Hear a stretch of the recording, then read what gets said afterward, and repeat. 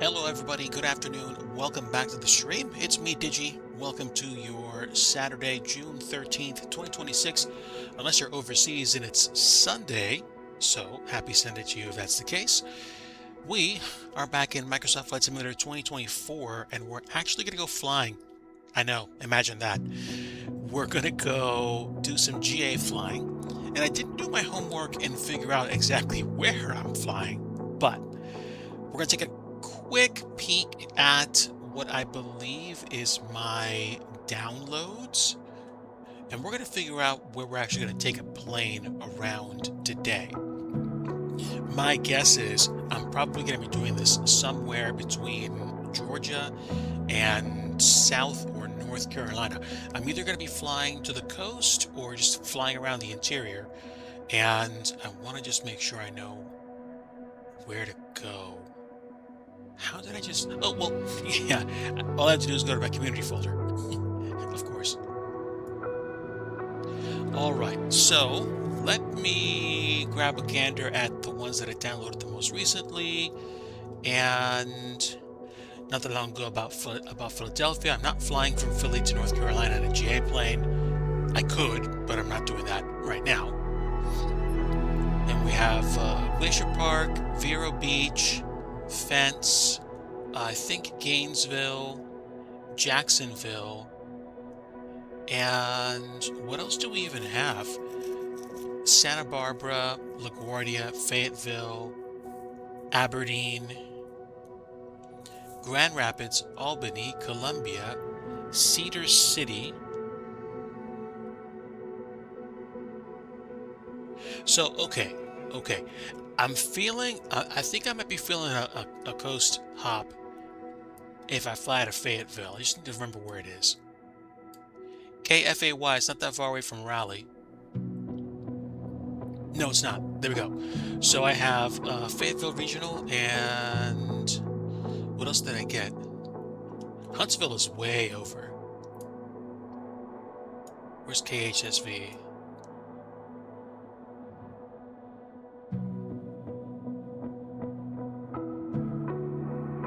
I wish you could be pointed to the airport in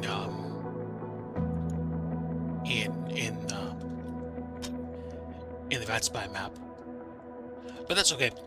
All right. Oh, look at that! City Update 15. Let's go grab it.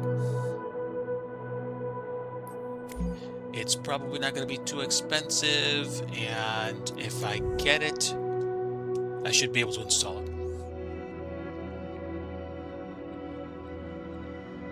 Minnesota.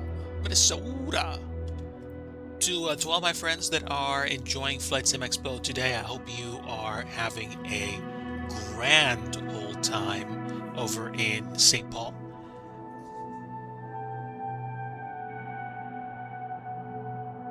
Processing, acquisition. Yeah, this was not a year of attendance for me. All right, now let me download this directly to my computer.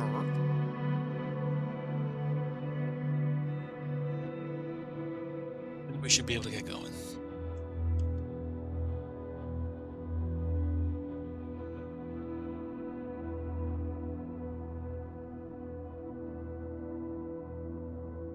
I see. Okay.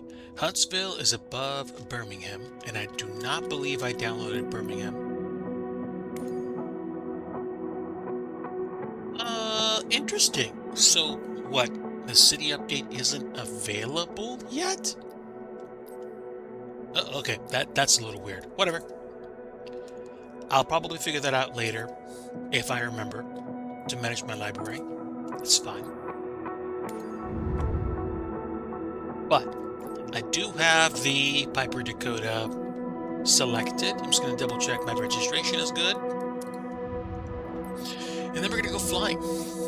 Exactly where, I have no idea. Out of Fayetteville, quite possibly, unless I'm going to fly around Huntsville. Yeah, November 820 Romeo Bravo is my choice. Huntsville is cool. You know what? Where's Paducah?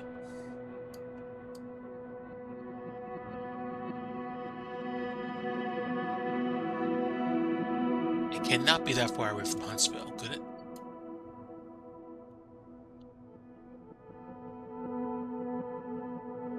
There we go. Paducah to...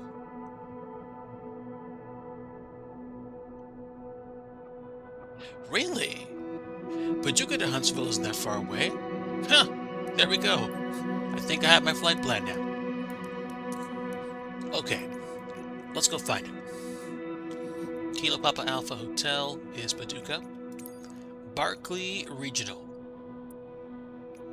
So if I put in KHSV as my destination, it is how far away? 175 nautical miles. An hour and 24 minutes. That's a that's a hike. That's a hike. Now, let me just have some fun and take a look at the topography. Let me see if Sky Vector can give me a hand with this.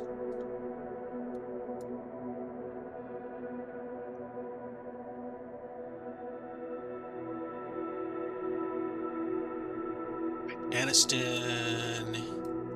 Where are we? Birmingham. And then I'm looking for Huntsville.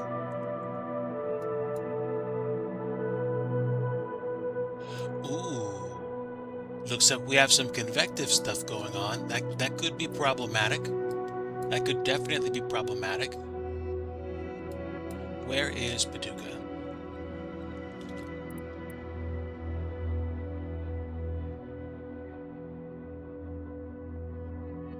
Camden, Humphreys County, Centerville. Okay, where's Nashville? Okay, it's above Nashville.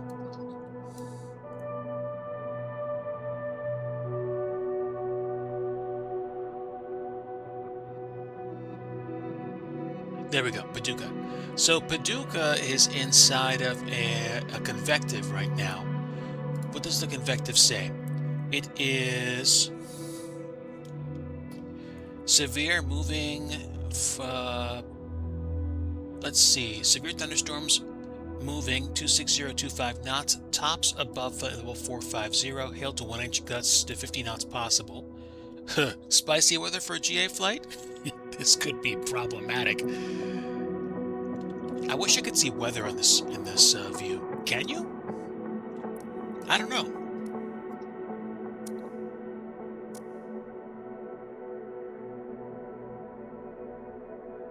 It's okay. Failing that, let me take a look at windy.com.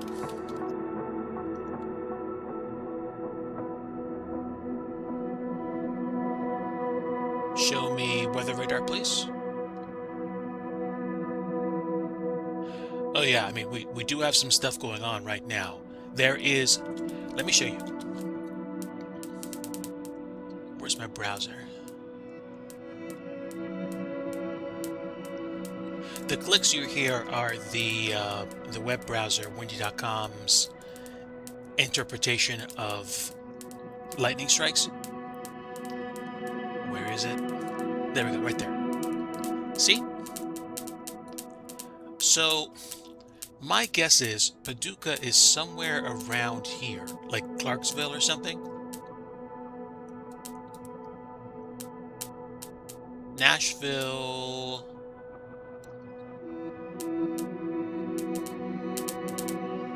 Nashville's there, so Paducah's got to be somewhere around here. So we're on the back end of this, and if we're going to fly to Huntsville, there's a chance we're going to brush up against the side of this system. I don't know. Kind of sounds like fun. Let me go ahead and load in. Yeah, I don't know. This will be for an interesting time, that's for sure. Let's do it. Let's have a little bit of fun. Now, I'm not going to pick runway 14, and we're not going to take off immediately. Let me see if I can find the GA parking. That's the terminal.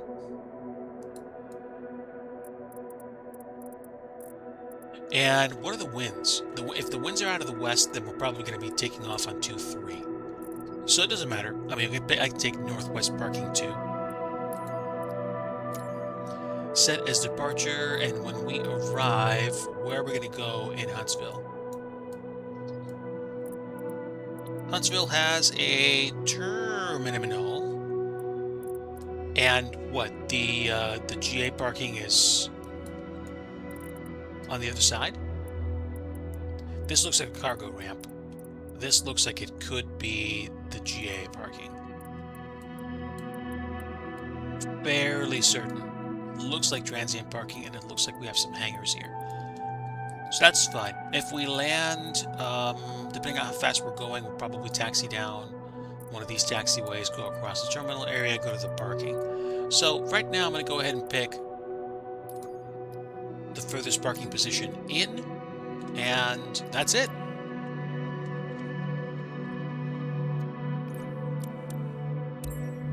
We will set ourselves up for fuel and payload when we're on the ground at Paducah.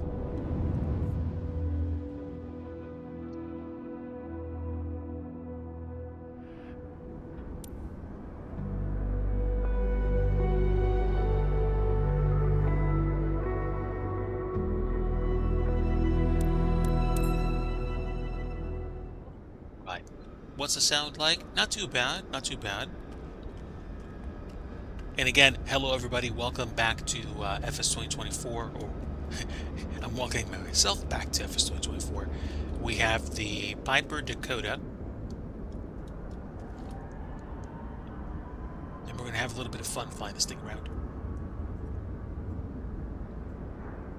Now, I know that I do not have real-world traffic anymore, but I'm going to try using FSLTL injection anyway, because for some reason it seems to work well with my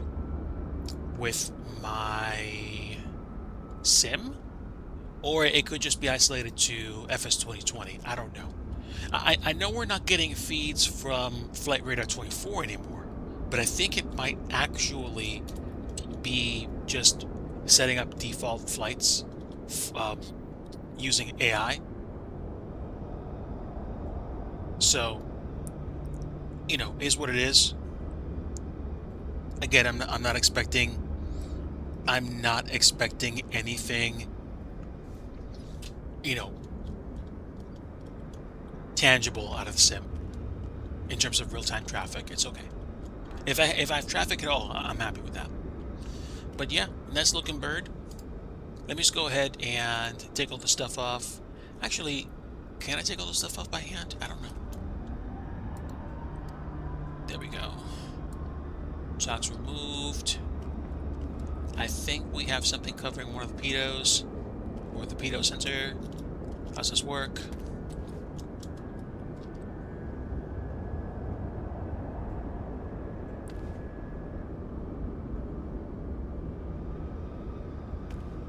I thought you could crouch by using like the C key or the control or space. I'm pushing buttons and it's not working. But that's fine. I was able to grab it.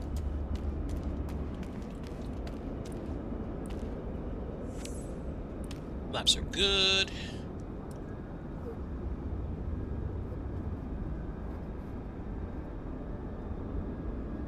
Flap surfaces look good.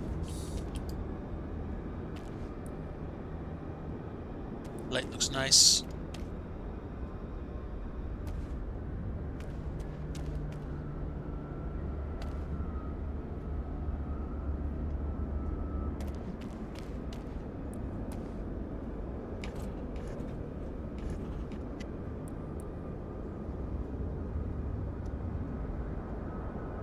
Elevator's functional.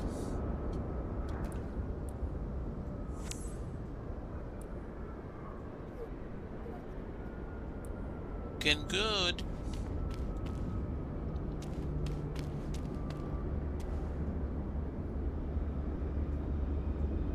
Can I not see the wheels?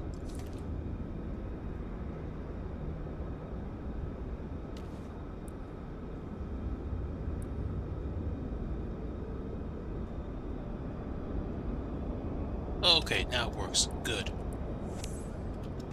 No scare tires, good. There we go.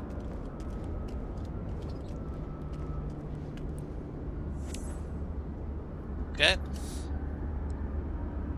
Which side? Which side? Probably the other side. Let's go on the other side.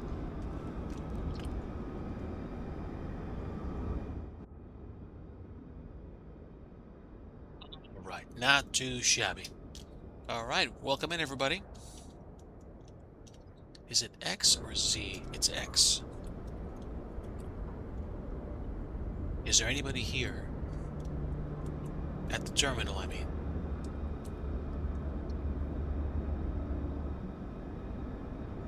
It doesn't look like it. No. And that's fine. All right. Okay, now for the fun part. Happy weekend, cargo. Welcome aboard. I slept in this morning. I saw you had your Contrails and Coffee stream. I hope it went well for you. I am in the sim, and we are going to do a little bit of GA-age down to Huntsville, if it's at all possible. So I'm inside the Piper Dakota, and I'm going to try to start this up normal-ish. I don't have like a rep pack or anything for like ultra realism, so I'm just like having some fun.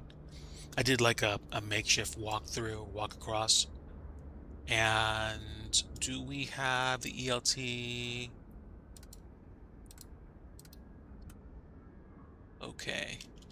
Now, refresh my memory. How does the ELT operate? Okay, so the ELT is on there and armed there. Just need to arm it. And what do we have? Batteries. Is that collision lights on? Where is my stuff? Do you have a power button for the Garmin? Gotta find out. If the switch don't break, it's fine. All right. Autopilot trim. Magnetos will turn on in a little bit. Frequency. Let's see, what was that? Altitude reporting?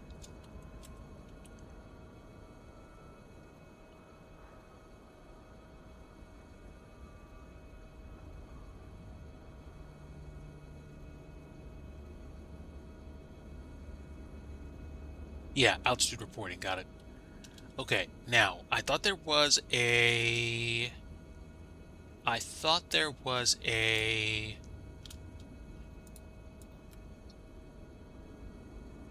an avionics button on this thing.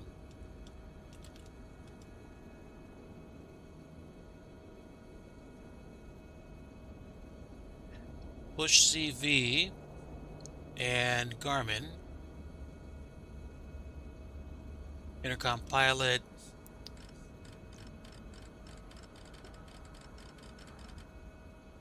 Crank the lights all the way up.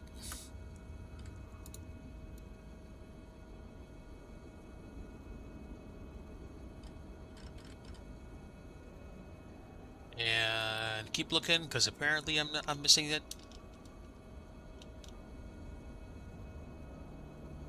Oh yeah. Anything above me? Nope, just vents.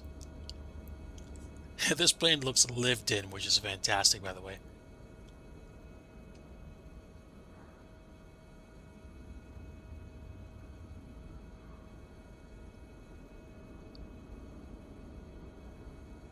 No, it's weird because I'm just like I'm trying to figure out where the master avionics button is.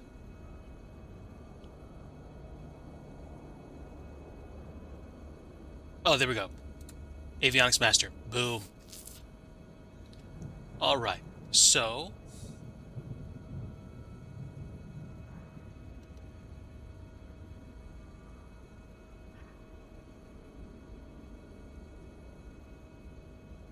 ADF is 890.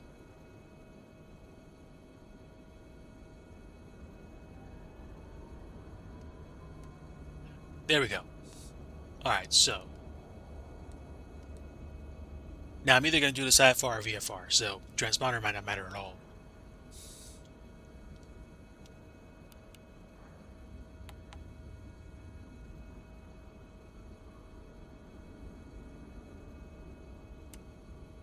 What are checklists, actually?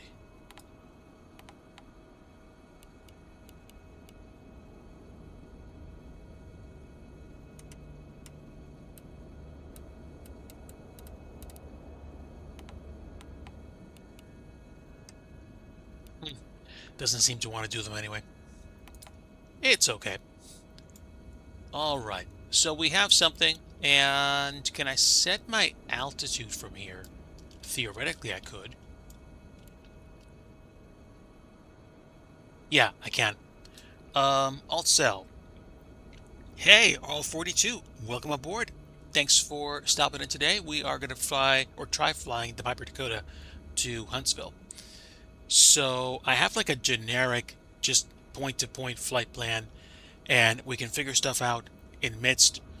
I'm probably going to do one of two things. I'm either going to figure out how to do this VFR, or we're just going to fly IFR for fun, just pretend, and fly down there. Oh, it doesn't allow you to set the altitude until it's enabled. Okay, all right. Well, that sounds fair. I know we have avionics going, and it looks like we're getting a signal, so we should be okay. I also want to double check what my charts look like. So let me open up the Navigraph Charts app and see where we are. So I'm literally just whatchamacallit, we're eyeballing this, and we're gonna make a new flight really fast. Origin airport's gonna be Kilo Papa Alpha Hotel. Destination's gonna be Huntsville, so Kilo Hotel Sierra Victor. And we're gonna pick runway 23 because I think the winds were coming in out of the west anyway, but let me double check what the airport weather says. Airport weather, winds calm. Weird. Did I not enable real-time weather? I had to have. Yeah, live weather. And we're real-time. Good. So if winds are calm, I'm probably going to take off out of 1-4, especially since there's seemingly nobody here. So let's go ahead and set that up. I can take you guys along for the ride too. Where's my charts app? Here we are. Bingo. All right, time for some fun. Ooh, I do hear some thunder boomers. So let's go. We're gonna pick runway 14. Oh, it's not used? Okay. 23 it is then. That's what the convective had anyway. No departures available, and we're going to look for weather at Huntsville. Huntsville weather, winds 240 at 6, so winds are out of the west, ground level as well. So let's go find some runways. Huntsville has 18 and 36. What's closer? I said winds 24. So 18. I'm going to try using 18 right if at all possible. And then we're going to pick the approach for 18 right.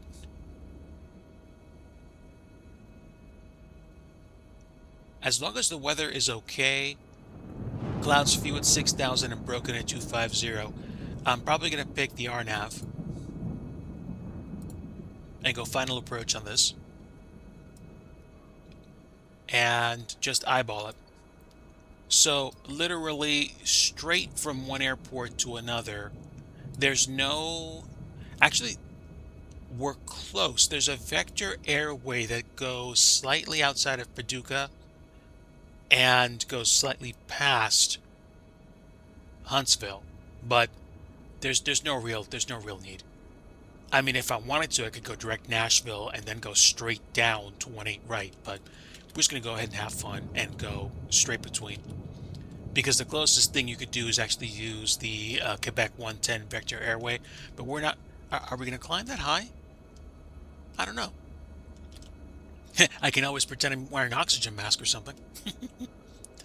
All right. So yeah, I also have the nav set up anyway.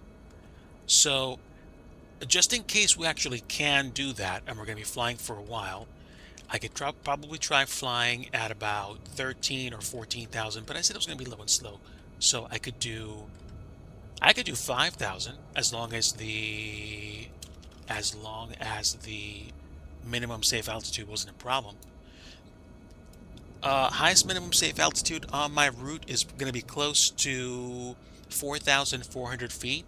So flying at 5,000 feet east is not going to be a problem. And we are flying eastbound. So 5,000 is fine.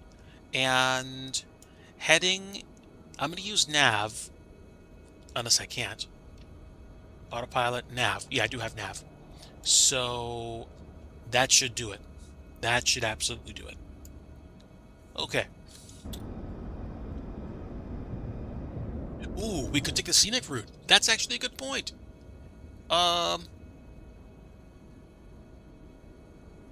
There's Calvert City. There's an airport called Calvert City, like about due east of Paducah, and then there's basically like basically a lake-sized river almost. And then we just break from the river once we get due west of Nashville. And I can just keep looking at the map to find out where we are. So that's not going to be a problem. That should do, right? That's fine. That's fine. That'll do. Okay, so we have the flight plan, and basically what I'm going to do is climb to about 5,000 feet, point it to about heading of maybe 16150, and then basically look for the river and follow it to at least due east of Nashville. So that should be good. Okay, quick check. Just somebody left their pushback vehicle here, which we're not going to use. And then when we get going at Paducah, where are we going to go? Let me take a look at the airport map. We are northwest, so basically left on Charlie, left on Whiskey, and 23. This is Charlie. So left on Charlie becomes Whiskey, and then Whiskey to 23. That's fine. Nobody around me. We should be good. Okay, so prop is clear. And mixture's full rich. Prop is forward all the way. And let me go grab my throttles.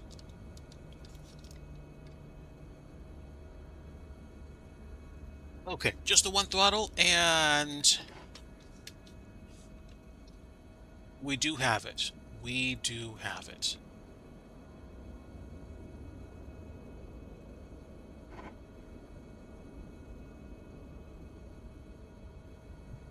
All right.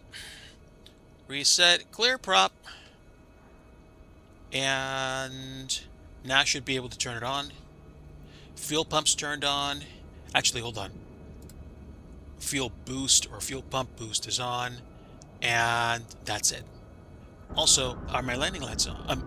Nav lights are on, excuse me. Anti-collision lights too. Now we can go.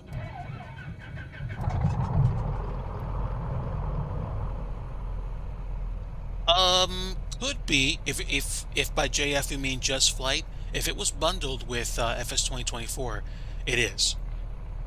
It most likely is, at least. And this is not like a default plane. I don't think they used default or in-house aircraft. They went like the third-party route.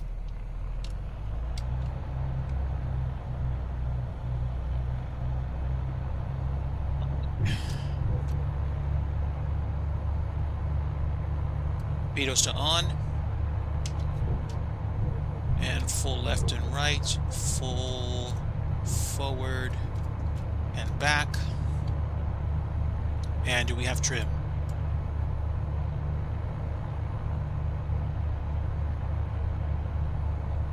We do have trim. Good. All right, that'll do.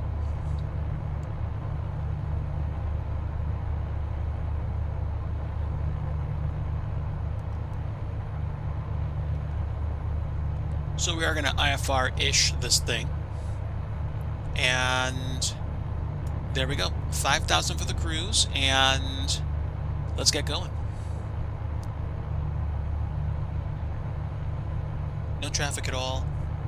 We are getting, I think, some AI insertions, so we might see some traffic on the way, but not worrying about it if we don't. Let's release the parking brake.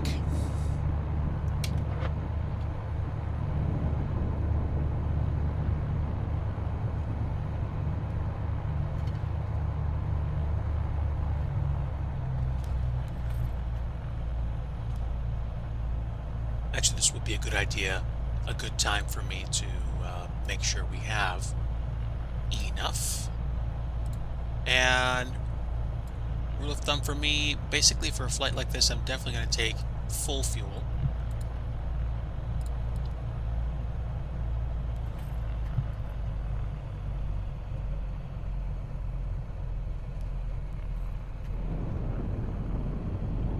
I do see lightning, and I do see quite a bit of dark gray, which is fun.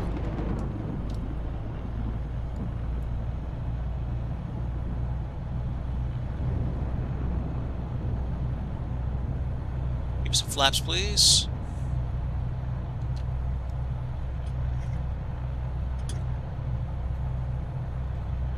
setting of flaps should be fine. And let's turn landing lights on just so I don't forget. Nav lights are on.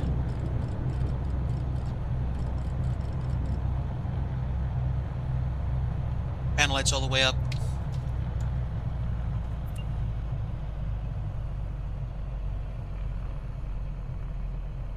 Calm before the storm.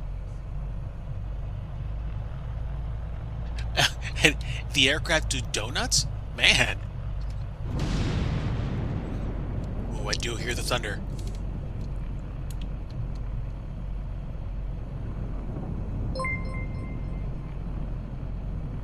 Hey, Titans Pilot, thank you for the follow. Welcome aboard. We are flying out of Paducah right now because I don't feel like waiting. And there's no traffic here. So, let's go. Let's go have some fun.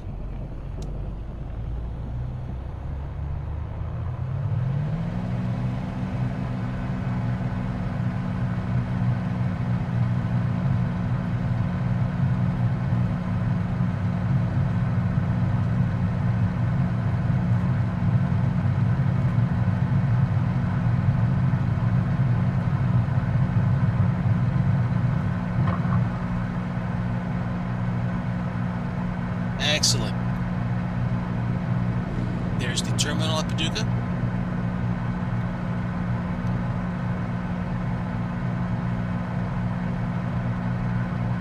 And there we go. Positive rate. Gear is welded.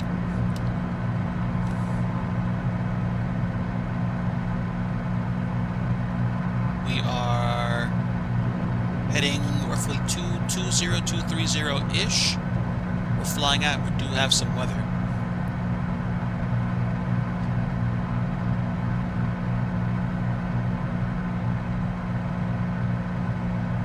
So we'll be flying through some rough stuff. I may turn my carb heat on, but I mean, we're going to be flying low enough that that shouldn't be a problem. At least I don't think. maybe, I mean, we're flying IFR, but maybe we'll, you know, pretend scud run a bit.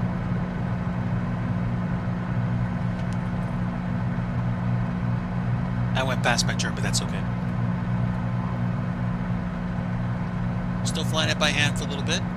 We'll get back to the magenta line and then start looking for the large river off to our, like, 11 o'clock. Ooh, yeah, we got some rain. We got some storms.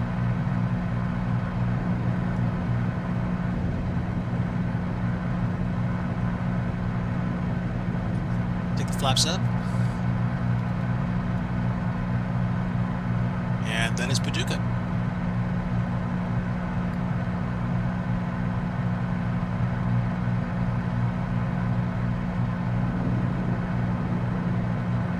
Okay, so I have two choices. I can either disable real weather and enjoy the cruise a little bit more, or I can keep real weather as is, and then basically what I can do is rely on my IFR to take me straight to Huntsville, which, you know, is a thing, but it's also not at the same time. I don't know. I don't normally do a lot of manual flying, which is kind of fun. I'm usually either like in a biz jet or in an airliner, although, I mean, a lot of the times I will typically be doing scenery dev.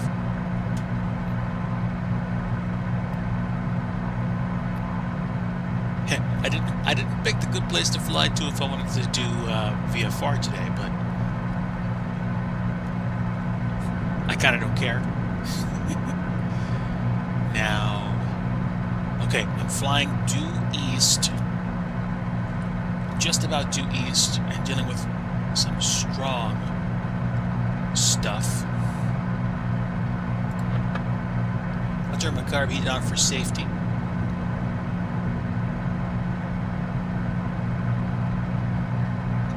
Sure hope we're running from the storm.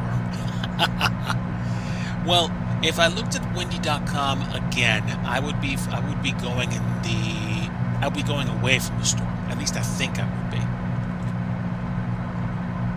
And we are... Oh, look at that. My scroller on the throttle actually controls prop. So I can feather the prop back a bit if I wanted to.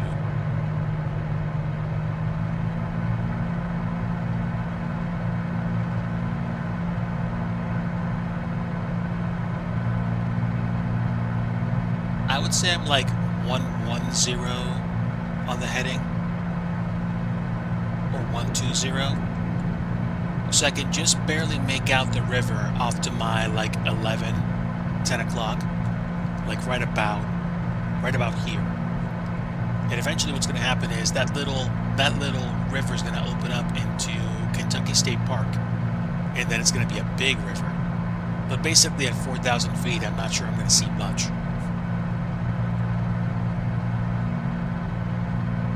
With that said, welcome aboard, everybody. Thanks for keeping me company on my adventurous flight from Paducah to Huntsville. We'll take a peek outside.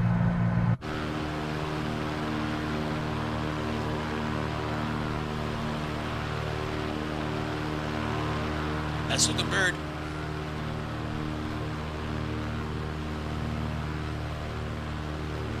Yeah, it is. I like flying this plane with the fairings for the wheels because it just makes the plane look so much nicer.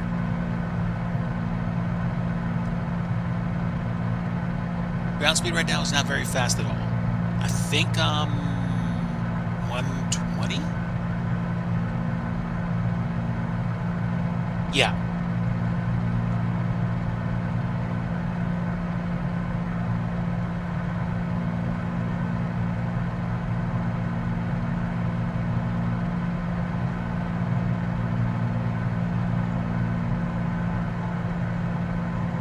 Okay.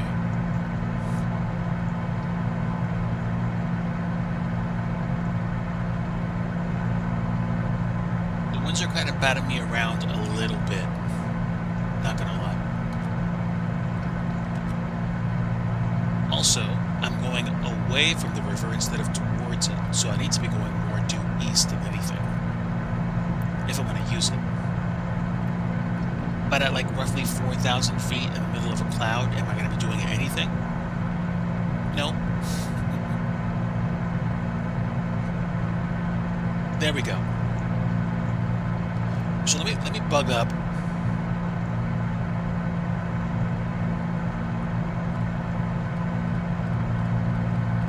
And set it to like 100.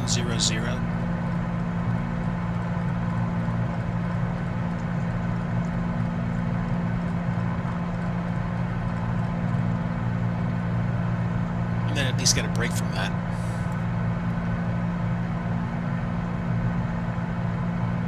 Okay, so at least my heading's going to stay true. And we're on our way to 5,000 feet. Maybe we can go down to 3,000, because until I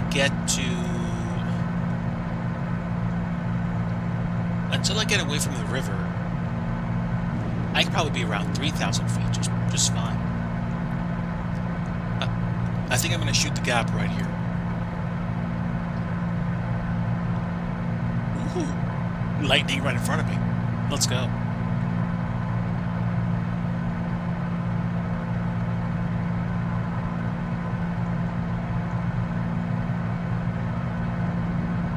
The NS 530 right inner knob, one notch to the left, gives a nicer nav view. Alright. Thanks.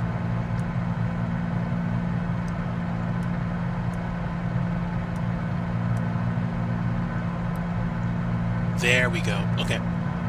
Give me range. Okay, there we go. There's the river.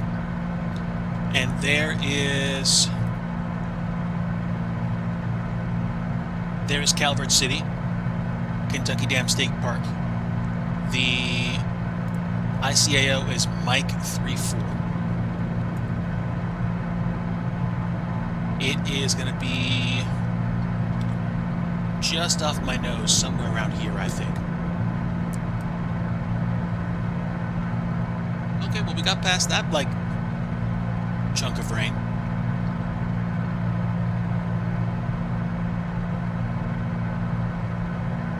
And it looks like we will hit 5,000 feet. Okay, I'll take that. So, let me do altitude, finish my climb to 5,000, and then we'll be 5,000, correct eastbound altitude, holding a heading of what I think is 110, or pretty close, or 105. And there's the river.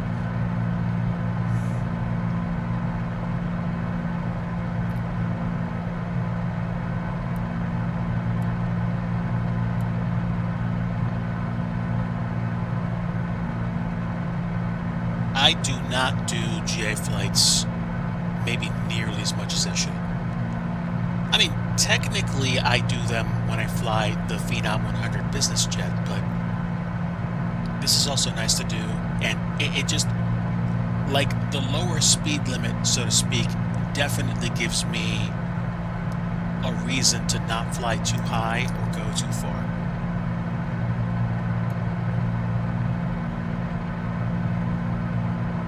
I could probably finish my climb though, just saying. Vertical speed.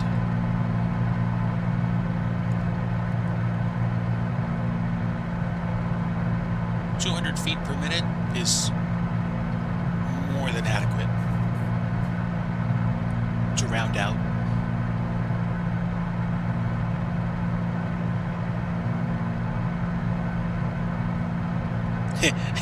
I follow roads, rivers even.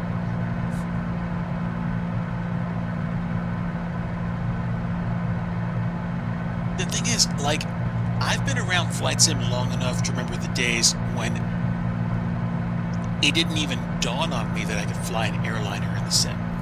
Because I go as far back as flying in Microsoft Flight Simulator 3.0, 4.0. Even 5.0 only had the Sopwith Camel, the Cessna, the sailplane, and the Learjet. I didn't even touch an airliner until, I want to say, Flight Sim 5.1 or 98. Yeah, because Flight Sim 98 had the 737, either the 737-500 or 600. But yeah, flying airliners did not become something that was regular until really, I'd say, 98, 2004. You could beat that. You sound like you can. I mean, I played older flight sims, but the first, like, you know, the first series of flight sims that I really invested in, where I could fly, I think 3 or 4.0 was my earliest iteration. But the one that really convinced me to start taking a deeper look at it was Microsoft Flight Sim 5.0. Either 5.0 or 5.1. I wish I still had the box and the CD. I mean, you know, clearly we've come a long way in terms of graphics and scenery. Clearly, flying in 5.1 is not going to rival what we see right here, right now. Just saying. But it is definitely, we have come so far. We definitely have come so far. Alright, so we are about to go feet wet on the river. And theoretically, I could go direct Nashville and then go straight down from Nashville to Huntsville. We're going at about 130-ish knots, so we're not doing bad at all. If we follow the river for like another 20, 30 miles, then what's going to happen is we'll add like maybe another 15, 20 minutes onto the trip. I don't know. But we will follow the river, just to have some fun.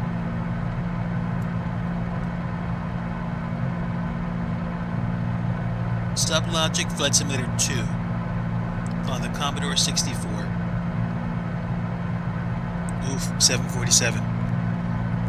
The 742, I guess, if it's that old. If like you were talking about P3D, V3, or V4. Okay, here's the river, and we should be somewhere around the other airport, unless we already overflew it. Oh yeah, let's see. It would be directly behind me. Back over here somewhere. Yeah, right there. Not a big airport. Wow. Yeah. Bit of a clearing, and the stronger system is that way, and hopefully we won't have to go through that anymore.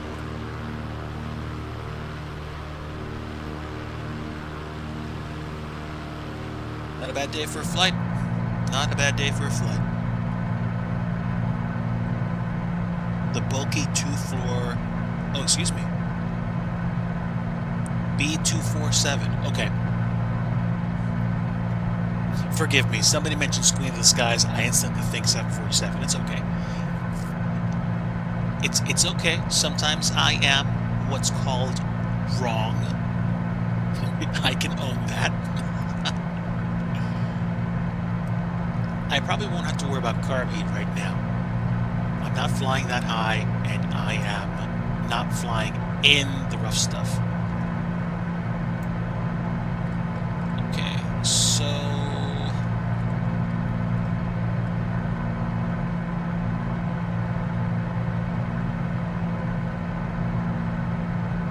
I will say give it like another maybe 20-30 minutes, and then we'll be due west of Nashville. And then we can start turning left to get down to Huntsville. Boeing 377. Oh man. Follow the river instead of the magenta line.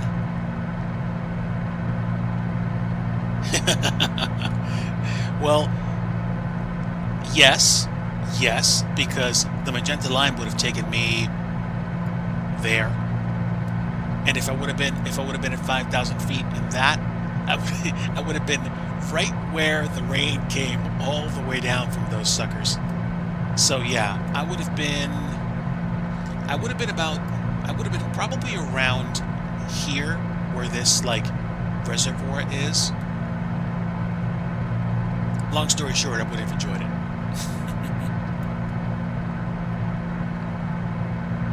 So, Boeing 377 Stratocruiser.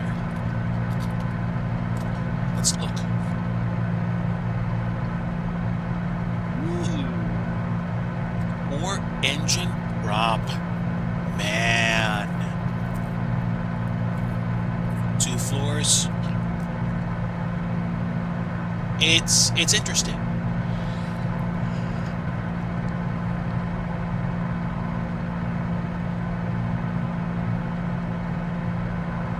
It almost looks like a seaplane, because like the belly would practically be like the center of like the bottom of a boat. And Clipper did have seaplanes.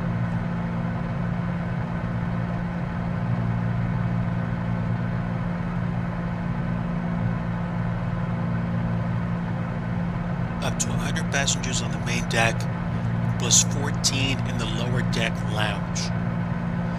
Interesting. It almost makes me wonder, where would someone have wanted to be if they were flying on that plane?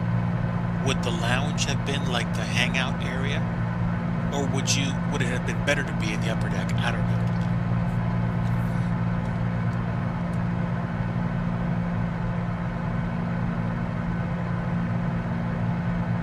Come to the cockpit and offer coffee. Hey, I'm down for coffee. Had my second cup already though, so I'm not going to worry about drinking too much more. I had a chance to go out with Mrs. Digi today, and I'm glad she decided and she convinced me to go. We went out to a local winery. We had a little bit of a tasting. She got some seafood, and I got like a chicken sandwich and fries. And we tried like a flight of some local wines, and it was mostly okay. Like we tried like a cranberry fruit one, like a cranberry fruit flavored one. We tried almost like a Riesling, and then another. I'm trying to remember what the third one was. There was a sweet white and a couple of sweet reds. Next time I want to go there, I want to try some like really sweet stuff like the Concords. I do have some Concord wine myself that I might drink a little bit later. But the weather was great, and it was a chance to get away and just think about the stuff that I was working on.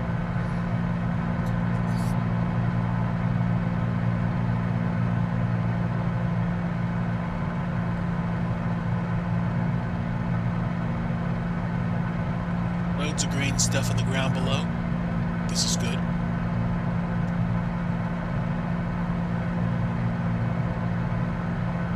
This layer looks a little bit chunky, but not too much. I mean, this is probably better than that. Even got some sunshine, go figure.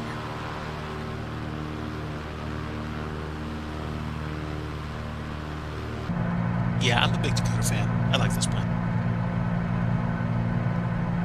It's not as fast as like an 850 or a PC-12, but it's nice. Maybe one day I'll learn how to fly the PC-12, because that plane is pretty cool.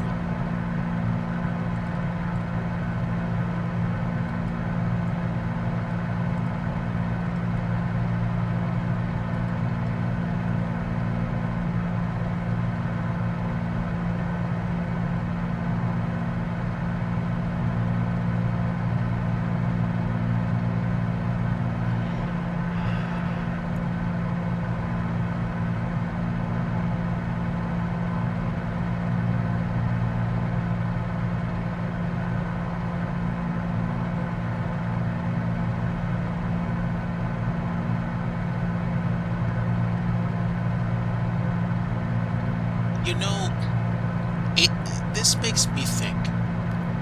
I used to. Let me lower the volume a little bit. It was a little too loud. I'm sorry, guys. I used to spend time in Flight Sim flying to cities, flying to landmarks, to spend time, seeing scenery and stuff like that. Actually, I think I'm going to peel away from the river because I'm not seeing much because of the weather. If I go to like 130, then I'm going to go past the restricted area, which is off my 9 o'clock right now. We're going to be flying past Rattlesnake Ridge and Fort Campbell, which is Sabre Air Force Base.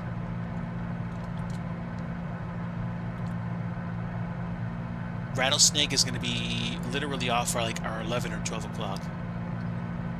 And then this will take me past there and out of this weather system.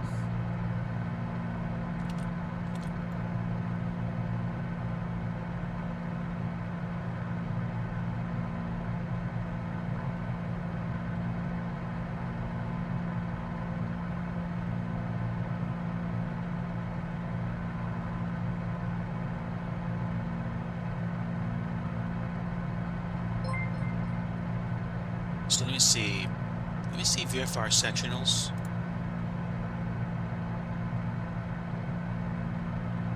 Okay, so altitudes between here and north of the airport, we've got highest one looks like actually 2,100 some odd feet. Melvin Leroy, hello, welcome. Greetings, Raiders of the last stream. My name is Digi. We are in Microsoft Flight Simulator 2024. We are flying the Piper Dakota, and we just took off from Paducah, which is, I think, Barkley Regional Airport, about maybe a half an hour ago. We're flying the Piper Dakota right now, enjoying ourselves. Outrunning some weather. Nothing too incredibly horrible, but we did take off into some lightning and a few downpours. We're fine now, enjoying some beautiful sunset-esque weather as we go out to Huntsville. And we're clipping along at a leisurely, I want to say 135, 140 knots.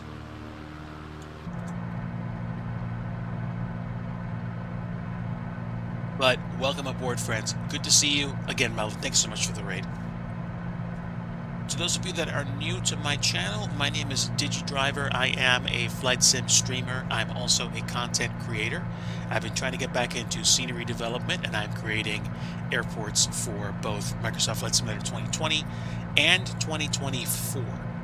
I have 1 or 2 airports that I'm wrapping up for FS 2020, after which I will focus pretty much entirely on 2024 scenery development. I mean, I'll probably still have FS 2020 installed on my computer for some time, but I'm flying 2024 right now. Downwind Sim, hello, my friend. Welcome.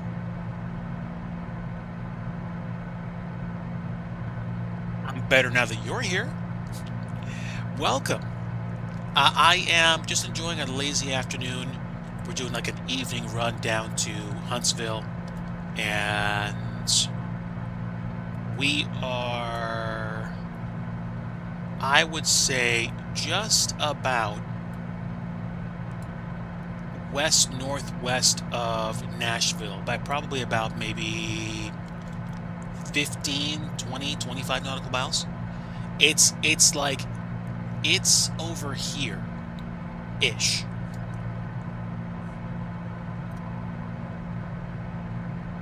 We've been dipping in and out of clouds and just enjoying the landscape.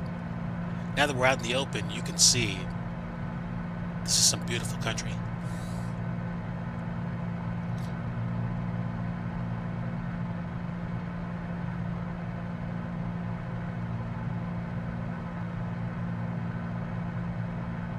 So let me see. Give me...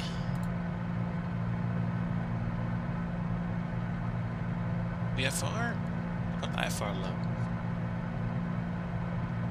Okay, so I just took a look at the charts. Technically, we're currently flying through an MOA, but number one, there's no activity because there's no AI fighter jets flying over my head. If I was doing this IRL, I would definitely be double checking for you know, MOA activity. Lyles, welcome in, man. Another raid. Welcome, my friend. We are flying down to Huntsville, Alabama, and we're flying a low and slow plane, the Piper Dakota. It's a nice looking bird, and we're at about 5,000 feet, going up about 140-ish miles an hour. Welcome aboard. There's a little space in here. You know, it's cozy. The leather looks like it's been lived in. It's a fun little plane, and we are flying.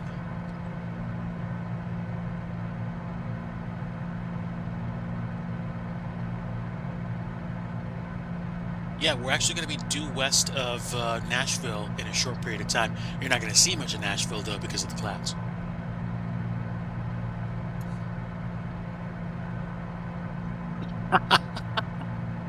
Now, that would be hilarious. It's like, November 820 Romeo Bravo, you're flying through an active MOA without authorization. Rock your wings.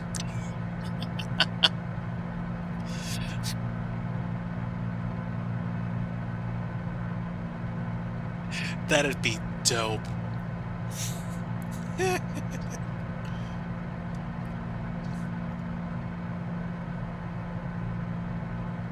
I wish I was flying a Dakota IRL.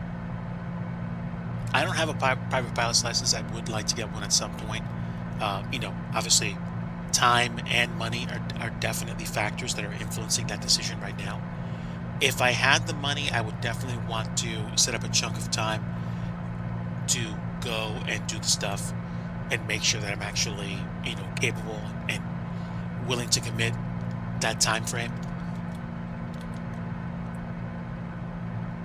Where is it? There we go. I'm gonna get rid of the message.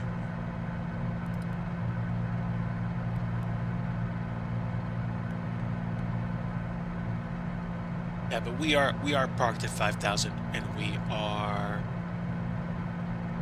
enjoying a nice leisurely cruise down to Huntsville.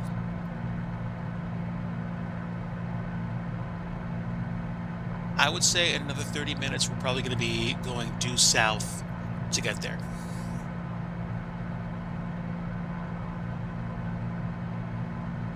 But yeah, I was double checking the VR sectionals a few moments ago.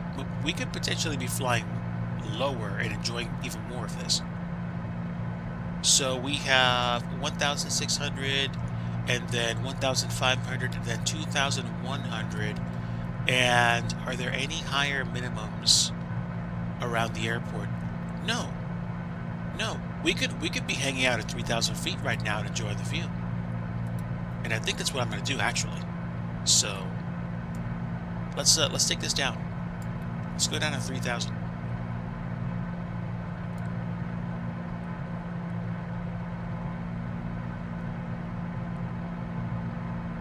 This will allow us to enjoy more of the countryside, including a power plant.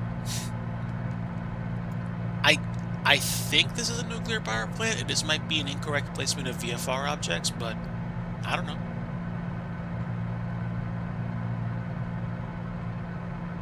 The topography is certainly pretty out here, that's for sure.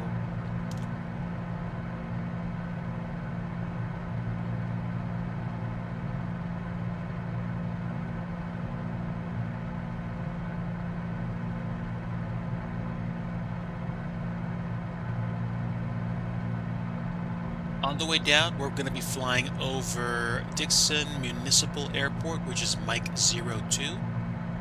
And we've got plenty of topography in the area around 11 to maybe even 1,600 feet. We're going to be at 3,000 though, so we're not going to have a problem. There we go. Here's a power plant.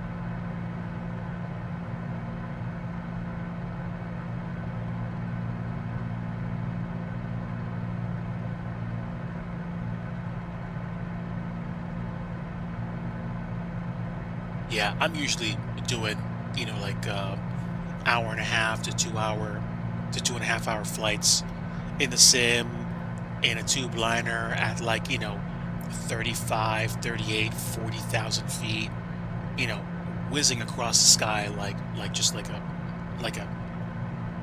crazy fast fastball, and then eventually landing somewhere else. And yeah, I do not spend as much time as I probably could be flying low and slow and just enjoying the landscape. TVA Cumberland Fossil Plant. Well, there we go. That would explain the setup. Here I was thinking it was a nuclear plant, and those are just set up incorrectly. No. Looks like we're good then.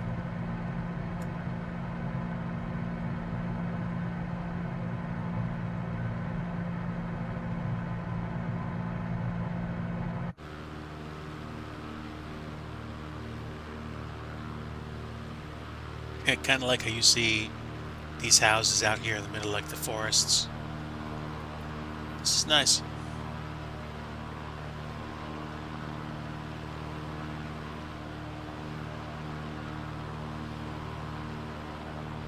This is really nice, actually. Wow.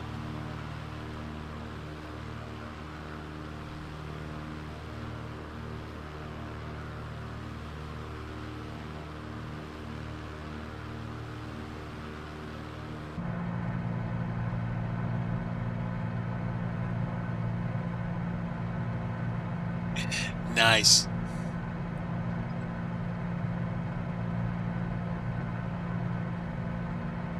Okay. Fuel flow, 15.8 gallons per hour. Could we be going a little bit slower? We probably could be. Let me ease up.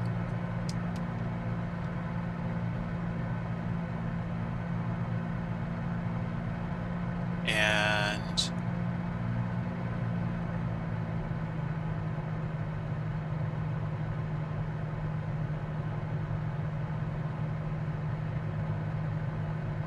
save a little bit more fuel.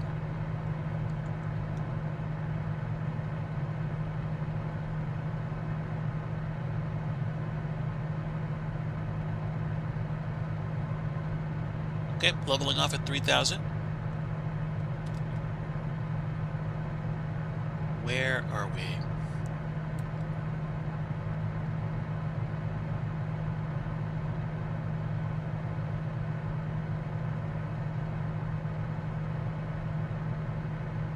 Yeah, we got a little bit to go.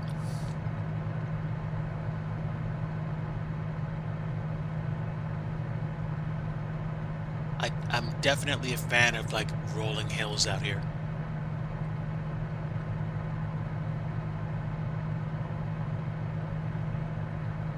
And unless I miss my guess, it's either really warm here or kind of like warm and humid. I'm getting just the teensiest bit of turbulence off of the hills. I mean, I'm not that high above them, so yeah, I guess that seems realistic.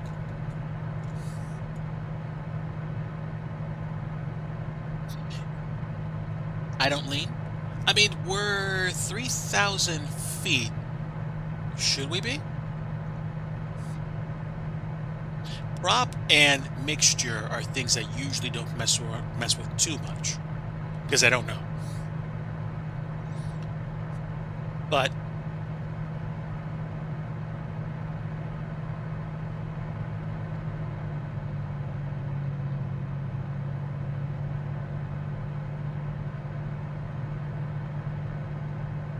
around 10 gallons an hour?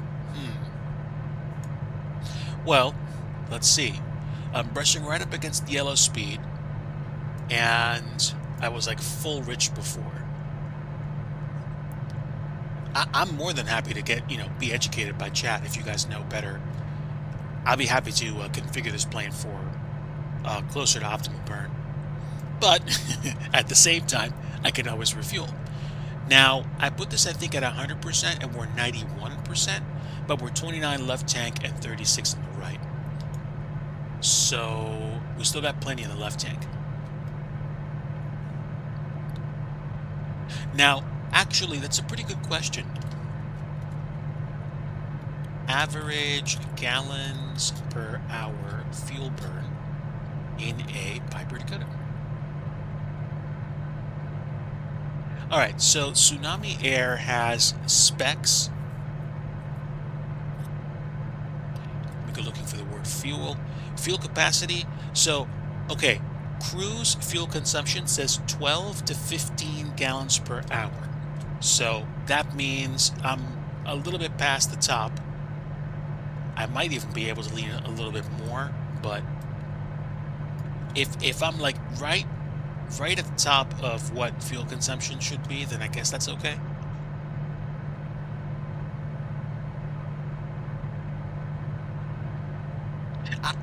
Like, seriously, don't feel bad about saying that, because I'm actually liking, you making me think more about fuel consumption. This is cool.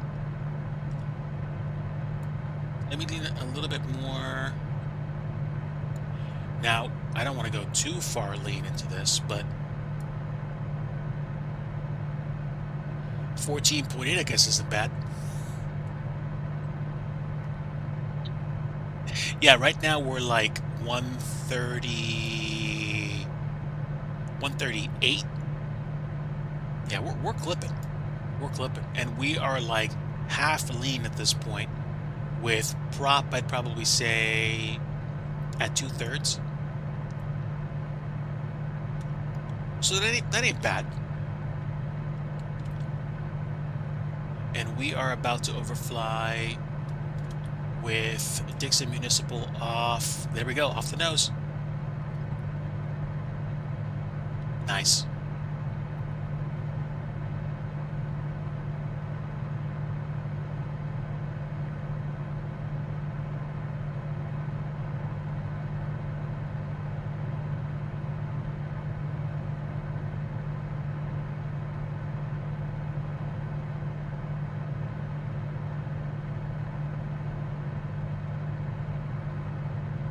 I gotta say, the view out here is neat. Again, I don't spend nearly as much time doing low and slows as maybe I could be.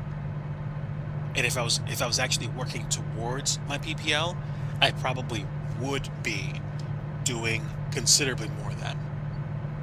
Do you need help? Are you okay?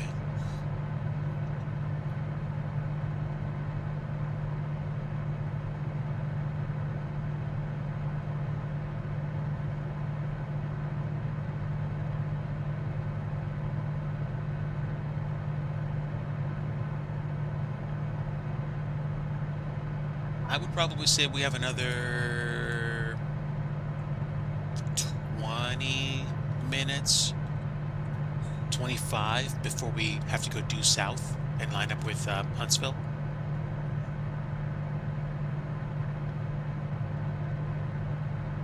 Thanks again for hanging out this afternoon with me, everybody. We are in Flight Sim 2024, and we are enjoying the Piper Dakota at 3,000 feet as we fly from Paducah to Huntsville. Enjoying the countryside and outrunning that storm system that we were just dealing with a little while ago, which is way out over that way. Kind of chunky, big convective, but not like huge. Not that we saw anyway. We are flying over...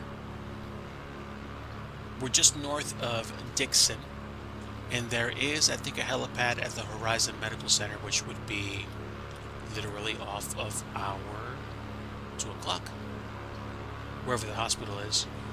Where's the hospital? The hospital is in the middle of the city, so probably somewhere around here, somewhere between here to here. That's got to be downtown.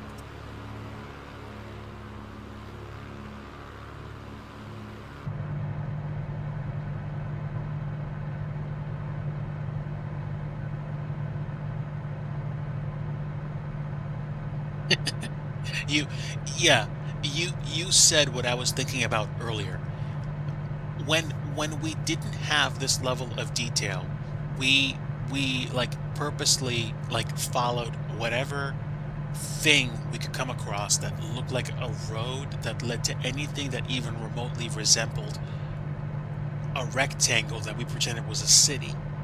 And I spend the majority of my time when I'm actually doing flights like this in airliners above flight level 320, just shooting across the sky to get somewhere, like I'm in a hurry, when I could just gain so much more enjoyment seeing the landscape kind of like unfold below me when I'm not that far above, and just enjoying what is actually, what's the phrase, procedurally generated? Not really procedurally, because basically this is actually, you know, satellite imagery matched with like OpenStreetMap stuff or whatever. This is good. This is really good, and I don't take enough time to enjoy it. AutoJet, thank you, thank you. This is good.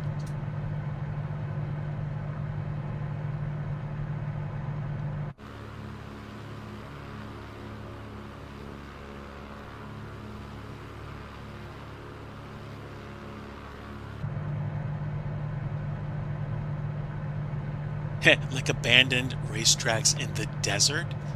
That's dope. Oh my word. We are on our way out of Dixon, and we're going to be flying over I-40. There's I think we're also going to be flying over I-840, which is basically over here.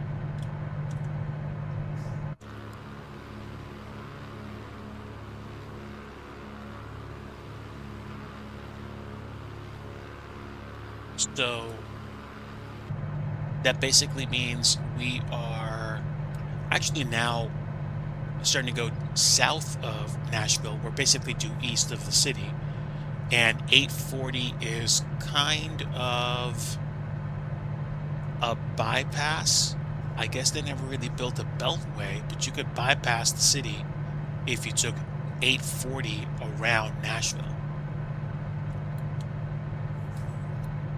which is kind of cool.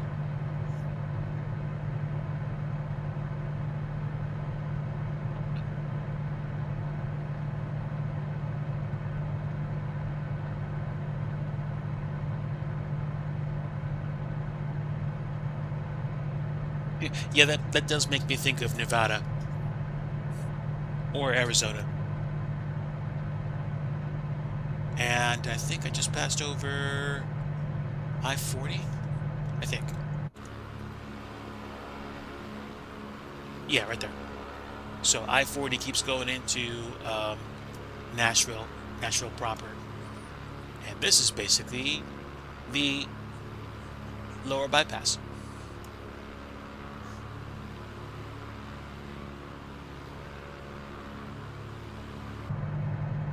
Looking beautiful out here.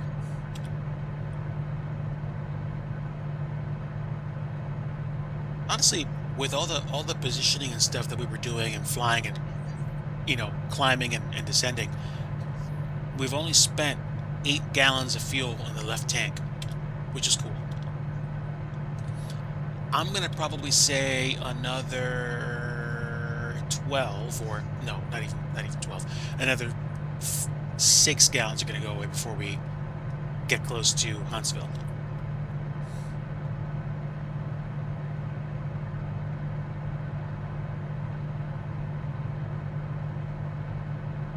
I apologize. Um, I forgot what I was saying a little while ago. Did you have a question?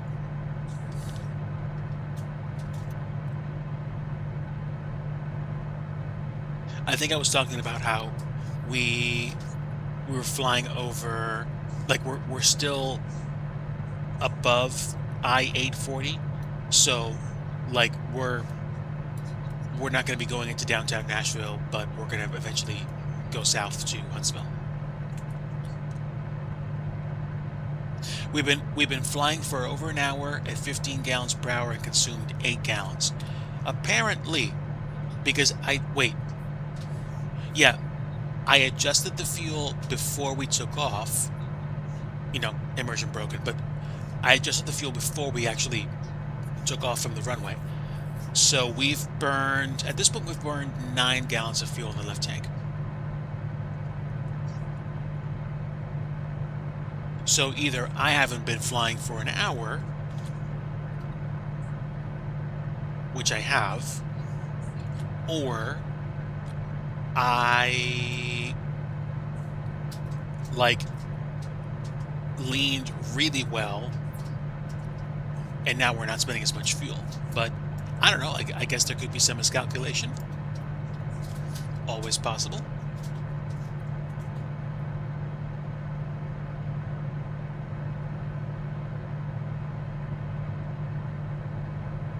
If a piece of software is made by humans, you better believe it'll be interesting from time to time. And if a piece of software is made by AI, it formulates opinions based on humans, so it'll be potentially also interesting.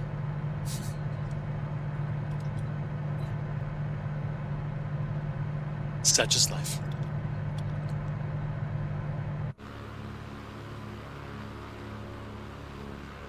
Can I see traffic? Yes, I can. It's dope.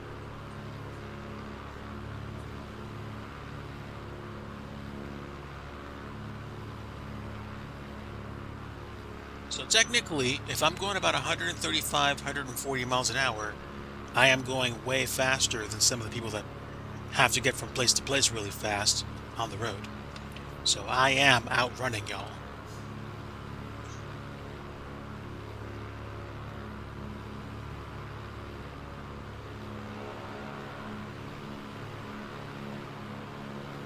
Looking good out here. Ooh, pretty. Oh, man. That's superb.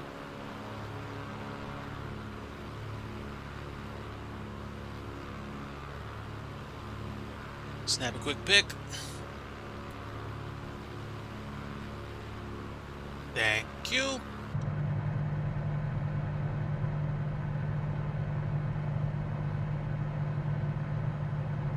Okay, we're not that far away from having to turn to 180-ish to complete the flight.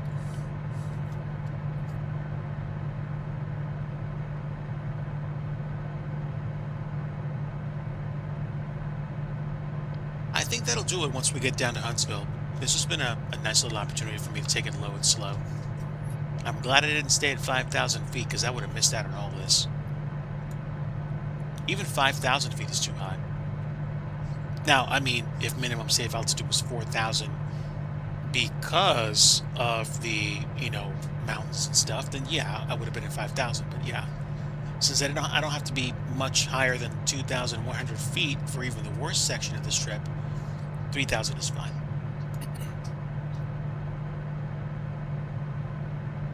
And fuel left and fuel right. Yeah, there we go. Fuel pressure, oil temps in the green, fuel pressure's in the green. Yep, oil pressure's where it needs to be. We're good. We are good.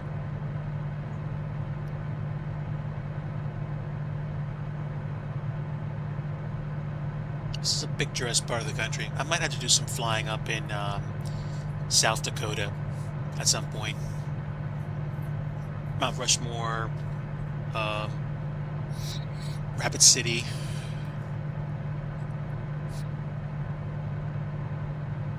And maybe even go past Indiana. I don't know. I don't know. I've been doing a lot of flying because I've been doing lots of IRL software development for my IRL job, and also when I get the free time and I'm not doing something else, I am doing scenery development.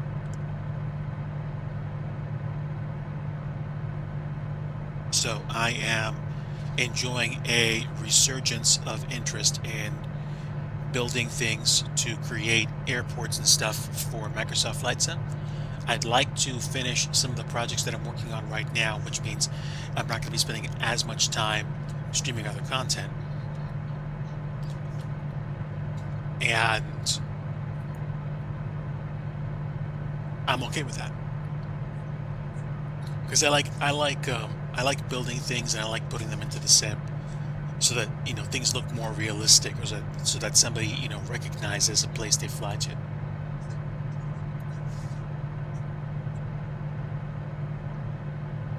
Otherwise, if I'm not doing that and I'm actually off the PC period, I'm probably going to be doing some retro gaming, or maybe playing with a handheld console. That could be the case. Where are we? We are outside of Spring Hill.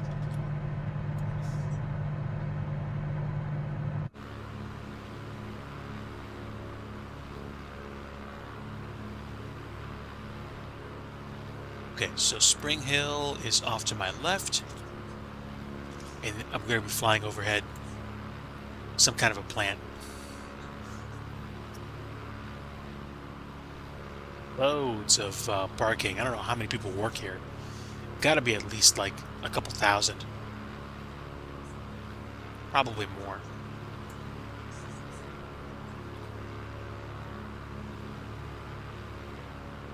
And we're going to be flying overhead I-65 shortly.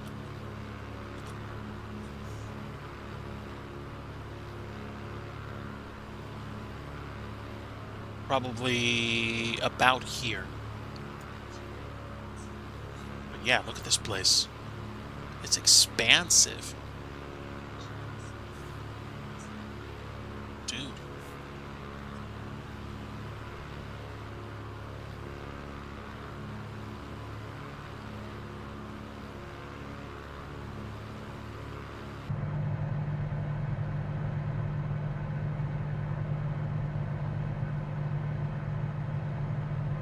You discover plane modding. That's dope.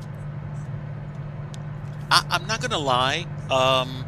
Learning how to use Blender was one thing. Learning how to use Blender well is something I'm still learning. And I haven't given up on scenery development, but sometimes it really kind of smacks me in the face when I realize just how poor I am still with texturing. I'm learning more about, shaping models and doing stuff like that and enjoying it, but there's so many things I could be doing better.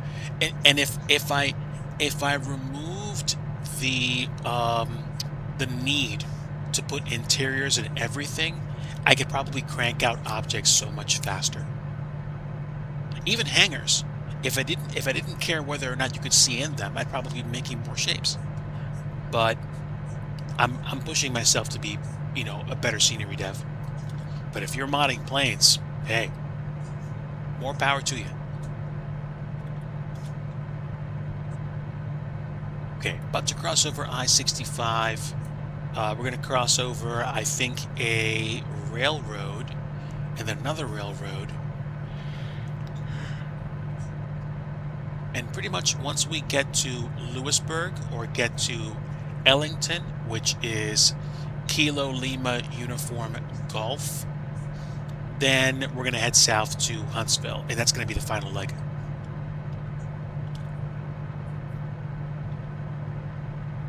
Yeah, like I still like the challenge of learning how to build stuff. I just wish it was easier for me to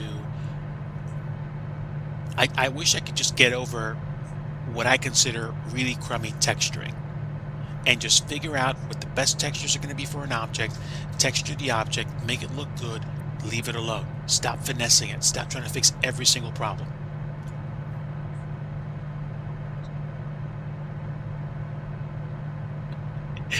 Yeah, yeah, I can see how you'd want to quit.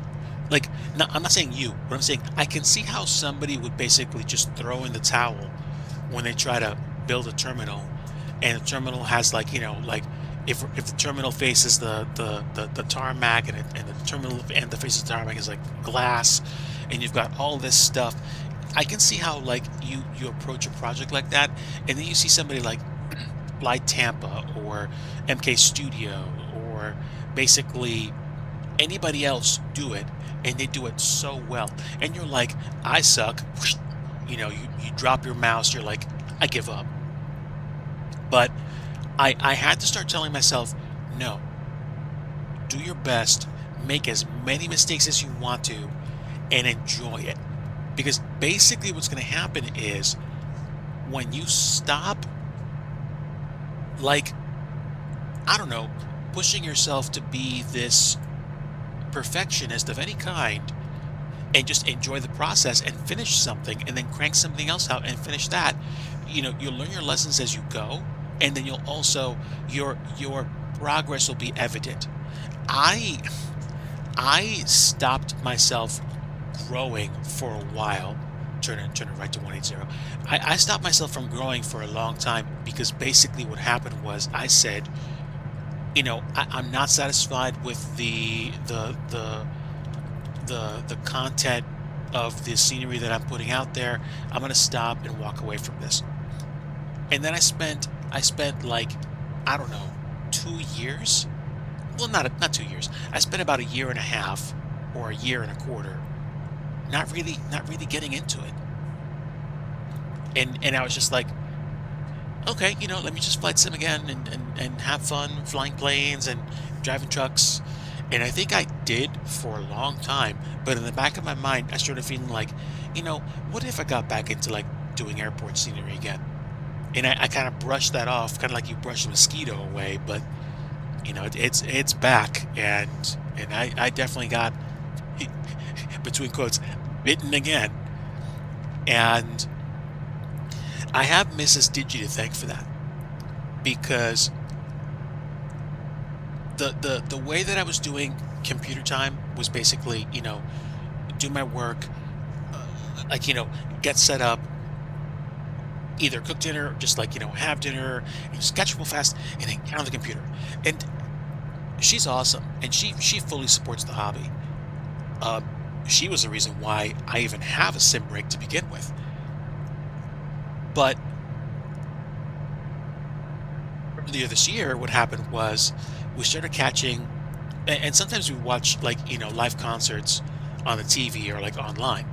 And she's been following uh, bands, and then I started watching them live with her, which meant I started taking more time away from the computer. And I think what happened was when I did that, the the cool thing that started happening was I started to actually unwind my brain a little bit, and then it gave my brain a chance to kind of just process everything I did, which was dope because that meant that I started getting my passion back for doing scenery dev, or at least messing around with Blender. And now I have that desire, and now I want to do that almost exclusively, which is why flights like these are rare.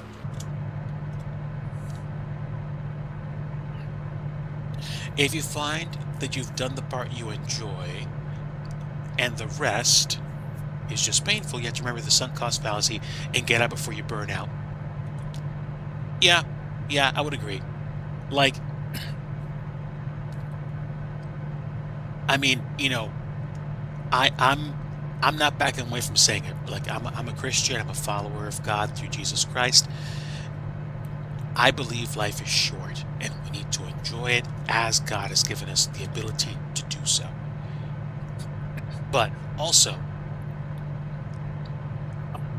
I do also believe that sometimes, significant challenge produces something which creates this end result of, I don't know, pushing myself to a better place, like discovering that I was capable of doing something and I did something and I enjoyed it, or at least learned something from it. But no, I'm not gonna keep bopping myself on my forehead going, stupid, do a better job. It's like, no, no, no, no, it's okay.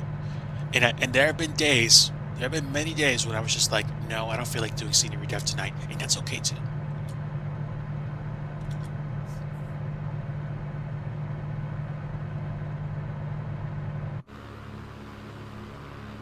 Yeah, man. Oh, look at that. Look at that. I just appreciate that more now that I'm flying low and slow than before. Praise Yahweh. That's dope. Okay, so heading about what, 171, 170. I'm lining myself up with the approach. It's going to be a heading of 185. So we're getting close to the end of the trip, and we have now burnt, let's see, 9 gallons. So probably 10 or 11 gallons by the time we're done. No, actually 11 gallons. I'm sorry. So probably about 12 or 13 gallons by the time we're done, which is cool. We're overflying something. Maybe an abandoned airport somewhere? No, no, no, no. There's a tiny, tiny, tiny, tiny, tiny place, 1407, which is just off my nose. Right about. No, that's not an airport. It's just a building or something. I thought it was an airport. I was wrong.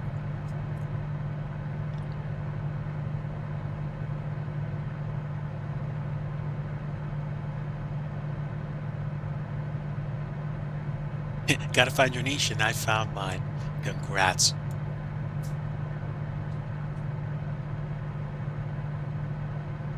Okay. So, coming up on the Jeppesen chart for Huntsville, the RNAV GPS for 18 right starts at Hager, which is also a hold point. And do we have any AI traffic in the area at all? Let me see. I don't think so. I don't think so.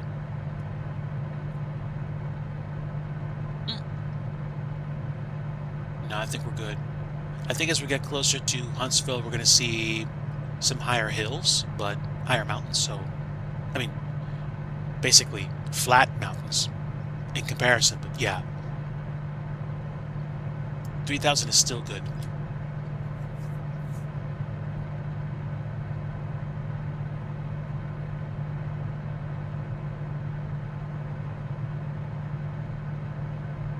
I'm glad I flew real time. I don't think I'll beat the sun down to the ground, but we're good. Also, plane got dirty. Picked up a whole bunch of bugs, looks like. These hills, so nice.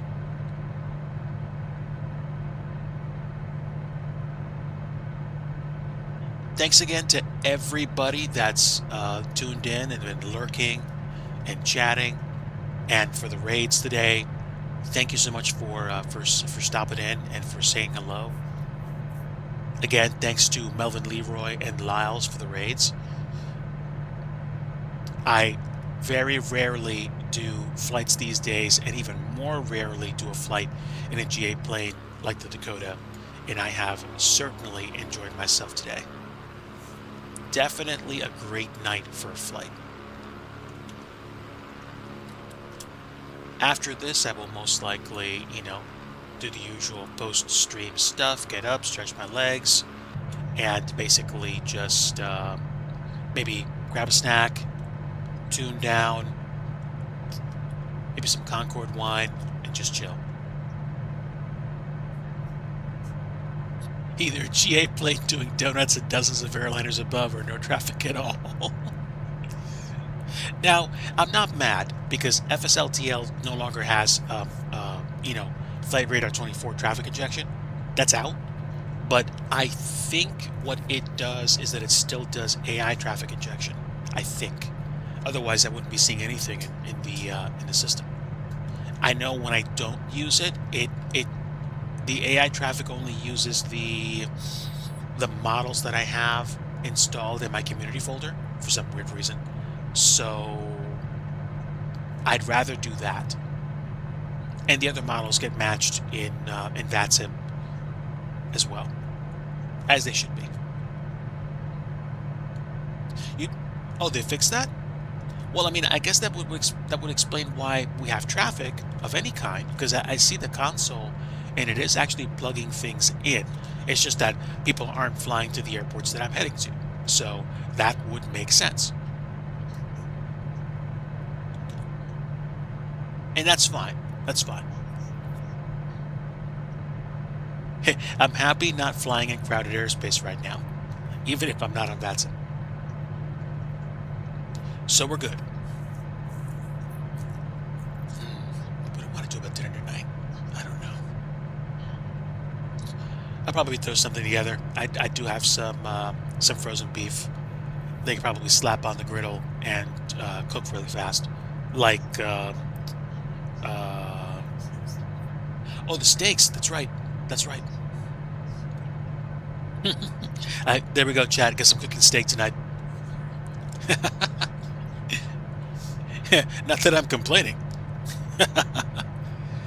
If I use the actual grill and like smoke up the kitchen, then it's gonna be a good meal.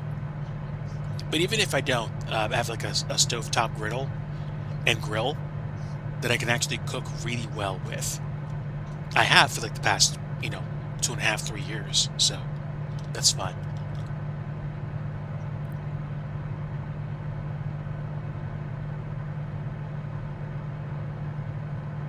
I don't know.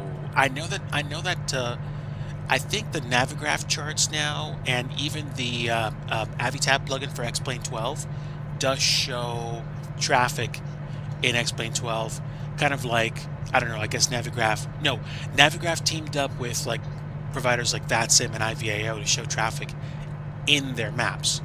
I'm not on VATSIM right now, so I'm not going to see that, but I was trying to think about FSLTL.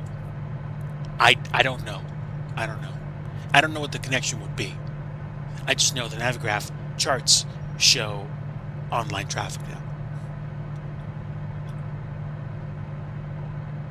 This is the connection. Let's see.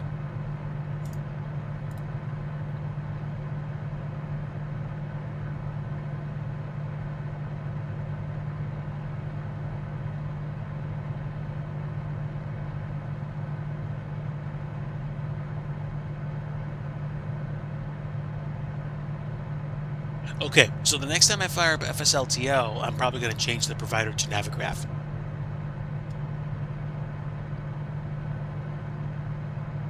And we will see. We will definitely see whether or not that actually pans out. Nice. Thanks for that.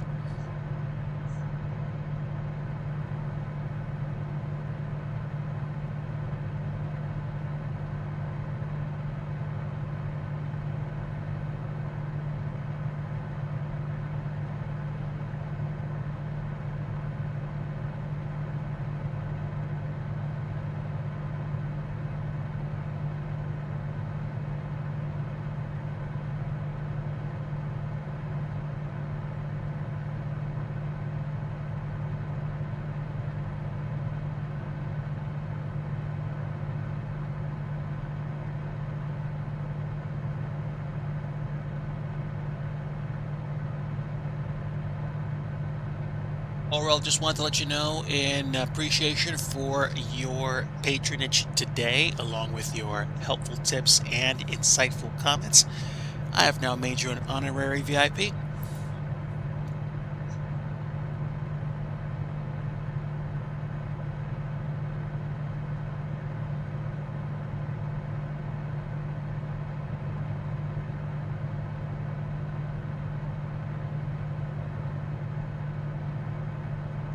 Yeah, definitely appreciate people coming alongside and making the chat and the stream interesting. Now, I would say I'm about...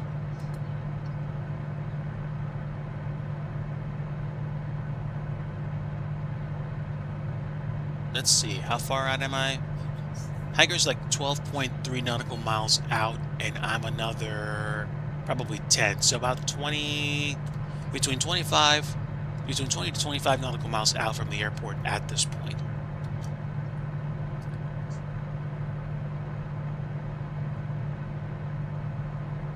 Yeah, right there, right there. There is our destination.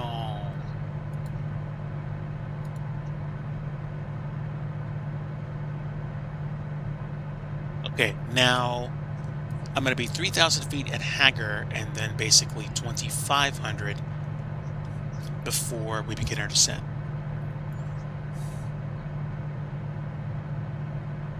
Okay. And when we get down to the ground at the airport, 18 right, if I exit by Whiskey 2, I can turn right on Whiskey and then take Juliet to Foxtrot 3 to the GA section. Or, if it takes me a little while to get my plane down, which is going to be a little bit surprising, but not, I can go down to Whiskey 3, take Lima straight to Echo, and then Echo to Foxtrot 2 to the GA area. So, here's what it is. We are inbound. All right, let's get lined up.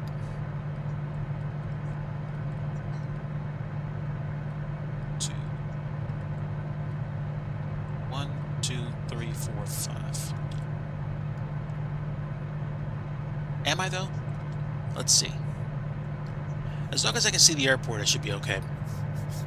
That cloud might get in my way though, but not for long. Here goes, chat.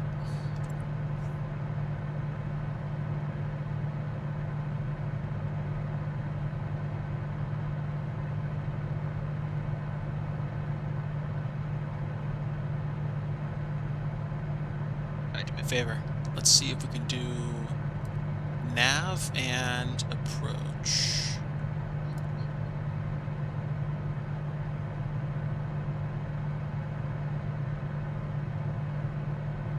Direct to menu.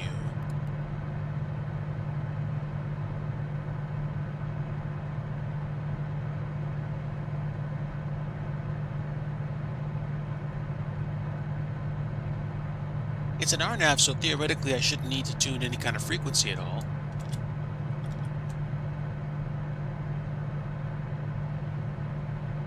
Now let's see if we actually tighten up and fly the approach. Not the approach, but even just flying to the nav. No, no, and it's okay. It's okay. Let's keep the heading. Turn nav mode off, and then turn about 3 degrees left and start looking.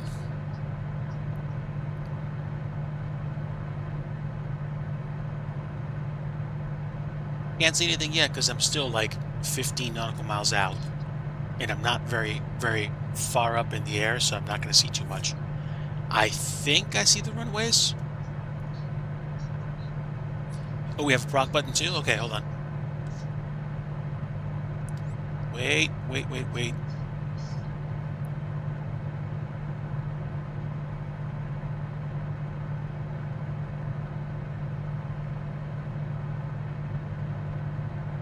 Okay, let's do nav approach.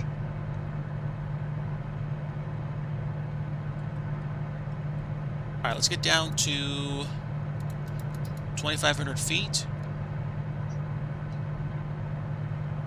Bottom row, rightmost button. There we go. All right, select the approach. Give me 18 right. Hagger. And activate. Oh, there we go. Woohoo! We're coming in. Nice.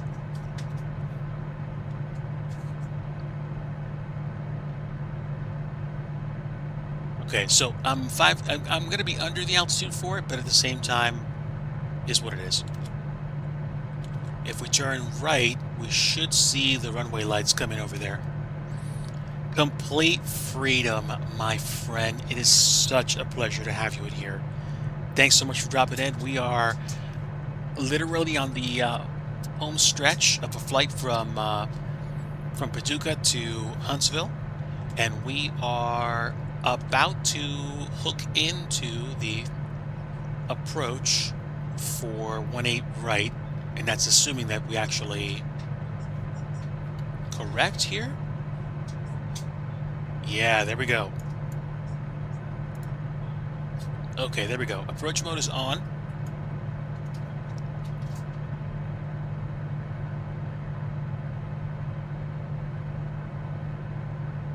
Are we good, plane?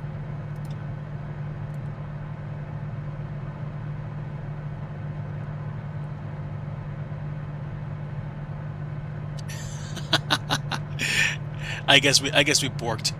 It's okay. Where are we? Yeah, I gotta turn back over.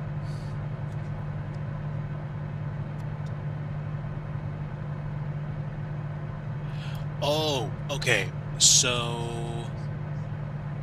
I mean, I thought we were going the right way, but hang on. Nav. No, I don't want to go that way. I want to go on approach. At least I thought I did.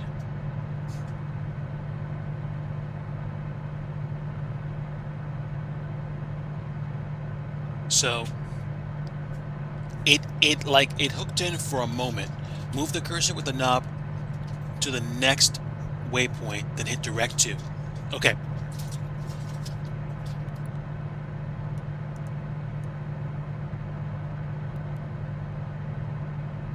Enter. Okay. Activate. We're in approach mode. And I think we're actually going to line up. Thanks. Okay, I think we're back on track now. Now, we're at the required altitude, so we're going to be okay. But then we're going to start descending. And I think, as long as I can see the runway, we should be good. Yeah, there we go. Runway's in sight. There's a terminal. There's 18 left. Here's 18 right. It's ahead of us.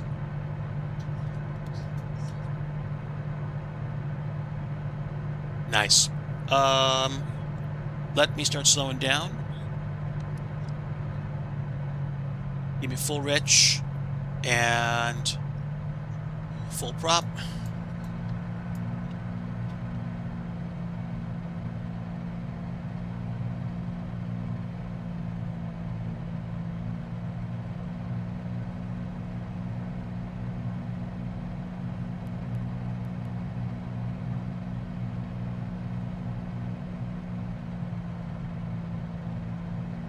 Okay, we're literally almost about to cross that waypoint. And then I will take it down probably to about 1,600 feet as of now.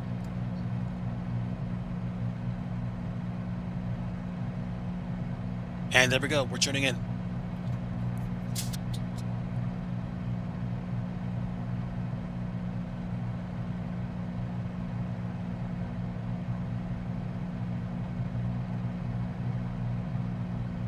All right, let's slow down. Give me flaps 1, please.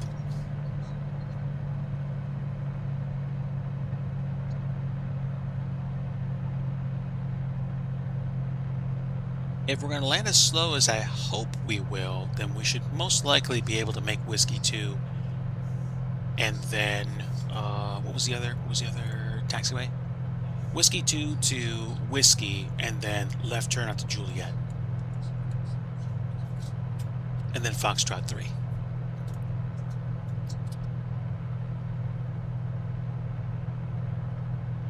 Okay, yeah. I actually don't know if I need to even touch the descent at this point, because I think we're locked in on the beam. Not really the beam, but the approximation of it. This is an RNAV. Yeah, I mean, I can't trust this too much, but we're not doing too bad on the approach if this looks red and white. And the runway is basically keeping in shape for now. Oh my, look at that.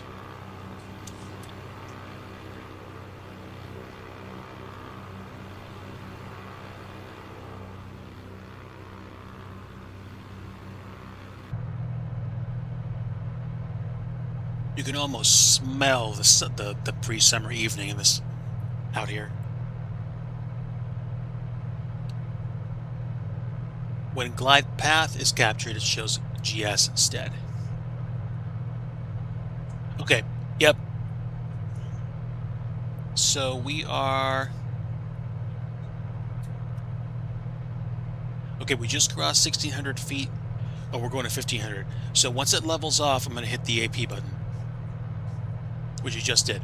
So, my aircraft. Oop, oop. Stay with it, dude. Stay with it. Give me flaps 2. And let's use the trim.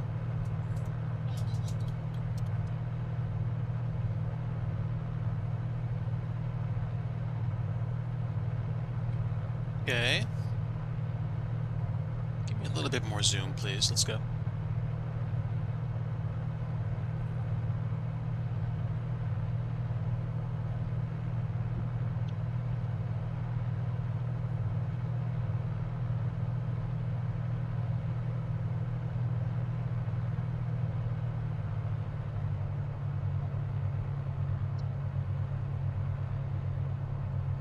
Pretty sure we're still a little high in the approach, but that's okay.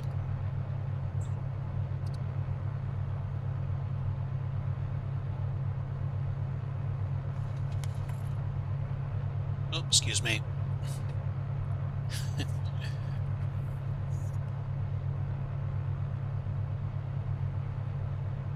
So I think we'll be fine, but I don't think we're going to make Whiskey 2.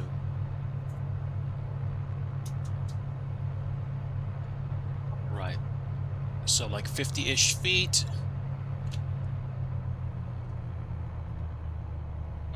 Gentle flare, let's just bleed the speed off.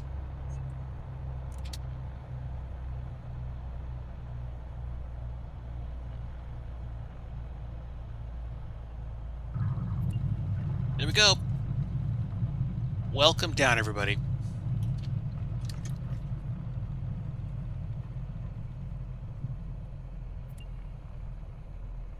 Hey, Grafton, welcome in. We just touched down at Huntsville. Give me a bit, chat. Where'd I drop the mouse? Let me turn off the runway at least. All right, give me a few moments and we'll taxi into the GA section and then we'll catch up real quick before we call it a night. But just sit tight, BRB. Just want to check on something really fast.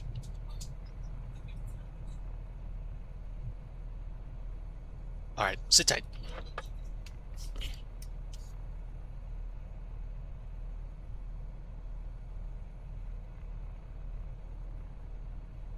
First thing I need to do is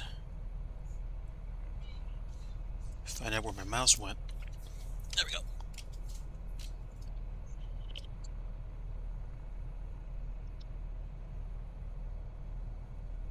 All right, BRB.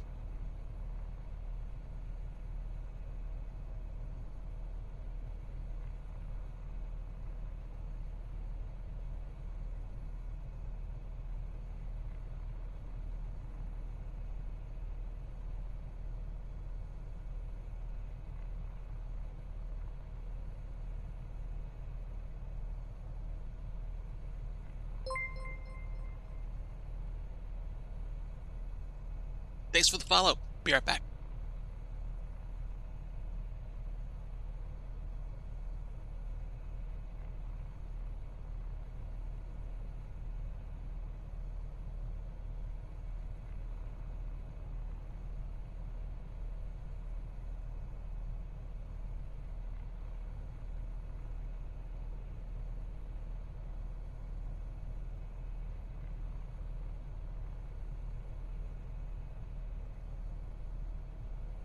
All right, I'm back, chat. Just had to take care of something really fast. Let's see. Yes, Softball Brian, welcome to the stream. We just landed at Huntsville. I got a little bit of taxiing to do, so I'm going to turn left at Whiskey, right on Kilo, right on Juliet, and left on Foxtrot 3 to the GA area. So, let's do that right now. Okay, parking brake release.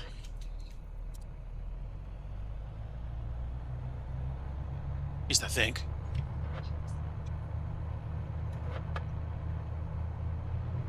There we are. Okay, so landing lights can come off. We are done using the runway. Grafton, I am better than I deserve. We just wrapped a low and slow GA flight from Barkley Regional, which is in Paducah, just above Nashville. We passed Nashville. You see these beautiful looking orangey clouds? We flew in them for like the first, I'd say 5 to 10, 15-ish minutes on the way out of what looked like a convective area. And then basically we followed the river, and eventually we hooked up with a basically straight in approach to 18 right. And I learned that the Dakota actually has quite the ability as a approach following aircraft. So I'm happy for that.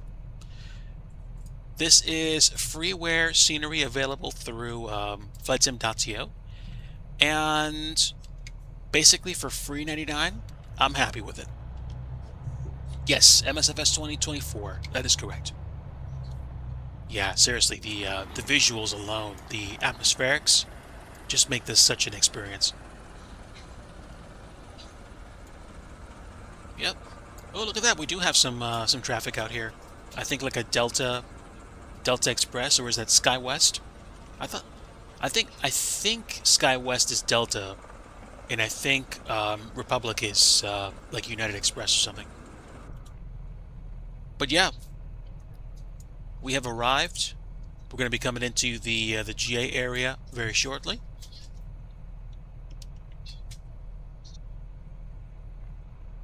It's a good day for a flight. Definitely a good day for a flight. I'm happy.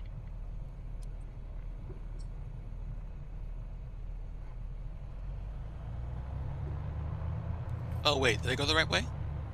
Maybe? No, I didn't, but that's okay. Make my own way.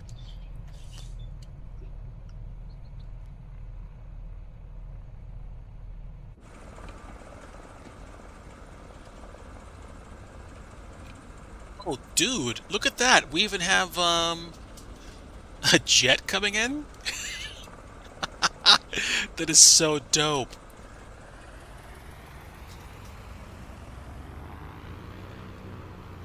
Let me get out of his way just in case he has to come all the way down here. Not that I'm expecting it. Roof. Drift. Okay. Parking brake set. Let's see if it comes all the way down. Unless this person is actually flying as a multiplayer flight, I don't think it's a real person. So where is he going?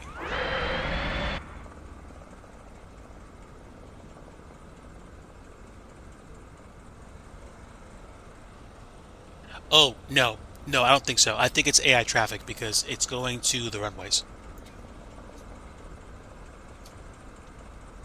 You set up your controls for 2024. Nice. Congrats on getting yourself set up.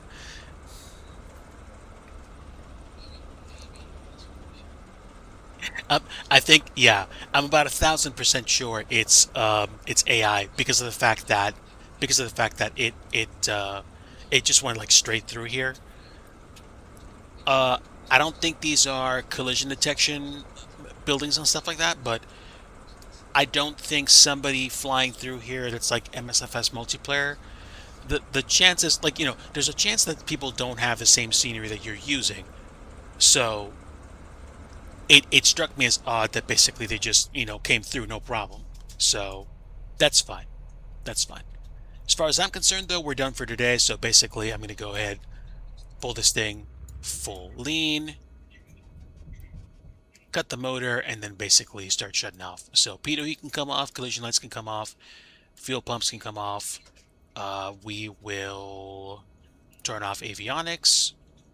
Carb heat's already off. Magneto's all the way off. And basically at this point we can turn the battery thingy off. Boom. Done. All right. Everybody, welcome to Huntsville, where the time is now sunset o'clock. This is a freeware scenery, again available through flightsim.to. I goofed. I was supposed to make a left turn here. That was Foxtrot 3. Foxtrot 3 takes you into the GA ramp, and then basically there's other buildings here, a fuel truck.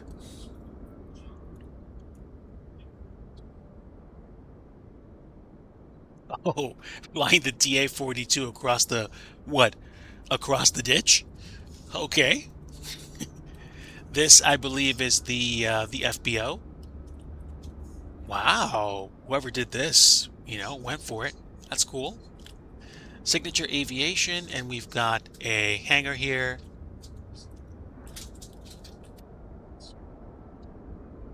Yeah, I need to take some lessons from these people. But this is basically, I think this is basically just a 2D texture, which is what I've been trying to do with my hangars to make them look realistic. We've got some lights up at the top. Nice texturing. Like, this is the kind of stuff that makes me want to go, like, I gotta get good. This is wonderful. The terminal's over here, of course.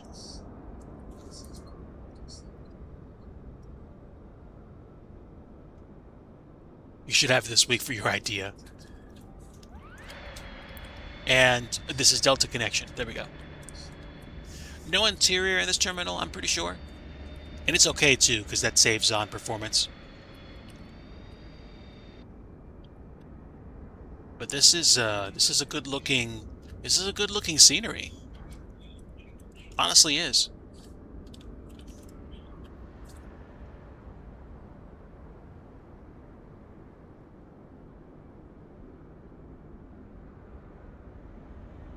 you know, well-defined lanes of traffic, parking, terminal, hotel. And the fact that you're doing this with FS 2024 means you have trees that look so much nicer than the ones in 2020. But I'm not going to knock 2020 for performance gains, especially since I can use DX11 there.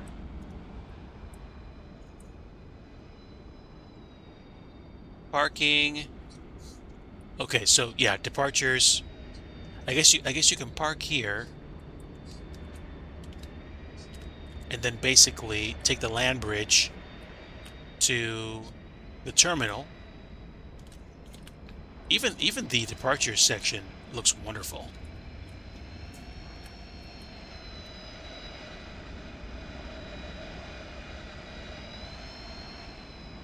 But yeah, this place looks nice, and this is available for free on flightsim.to.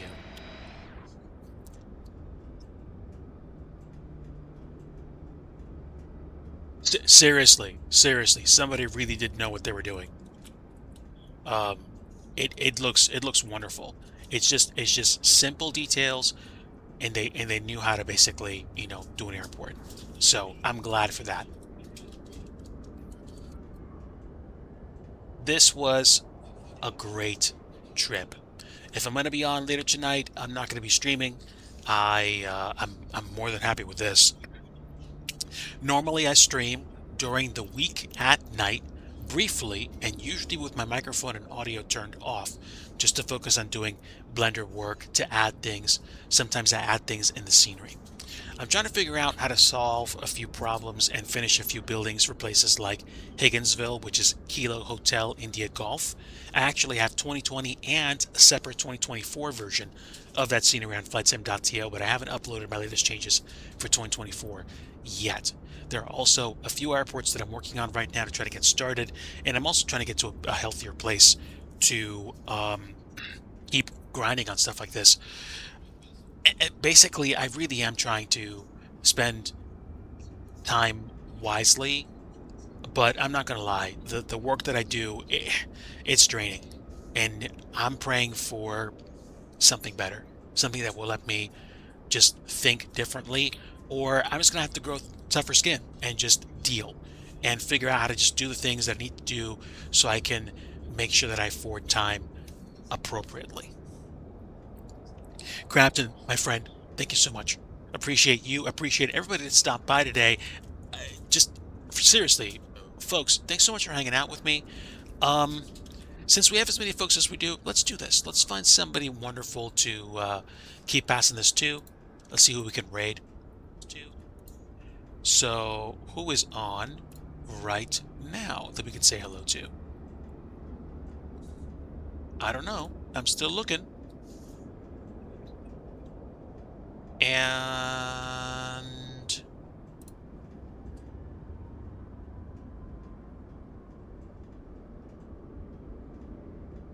anybody? Hmm.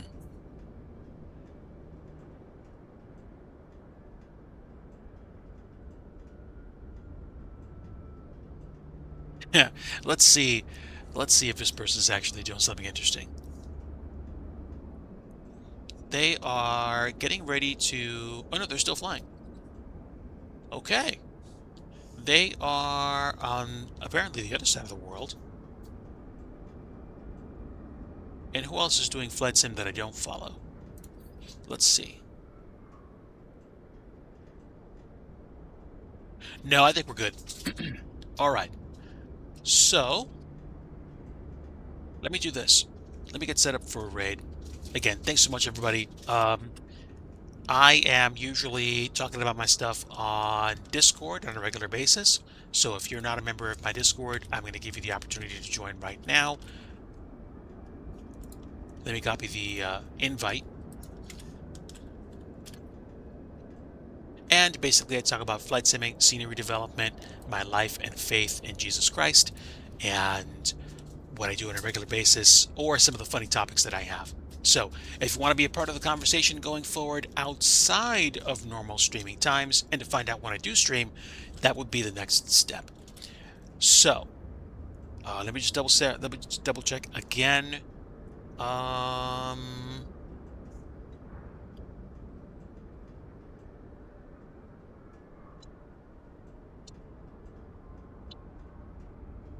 Yeah, honestly, let's go here.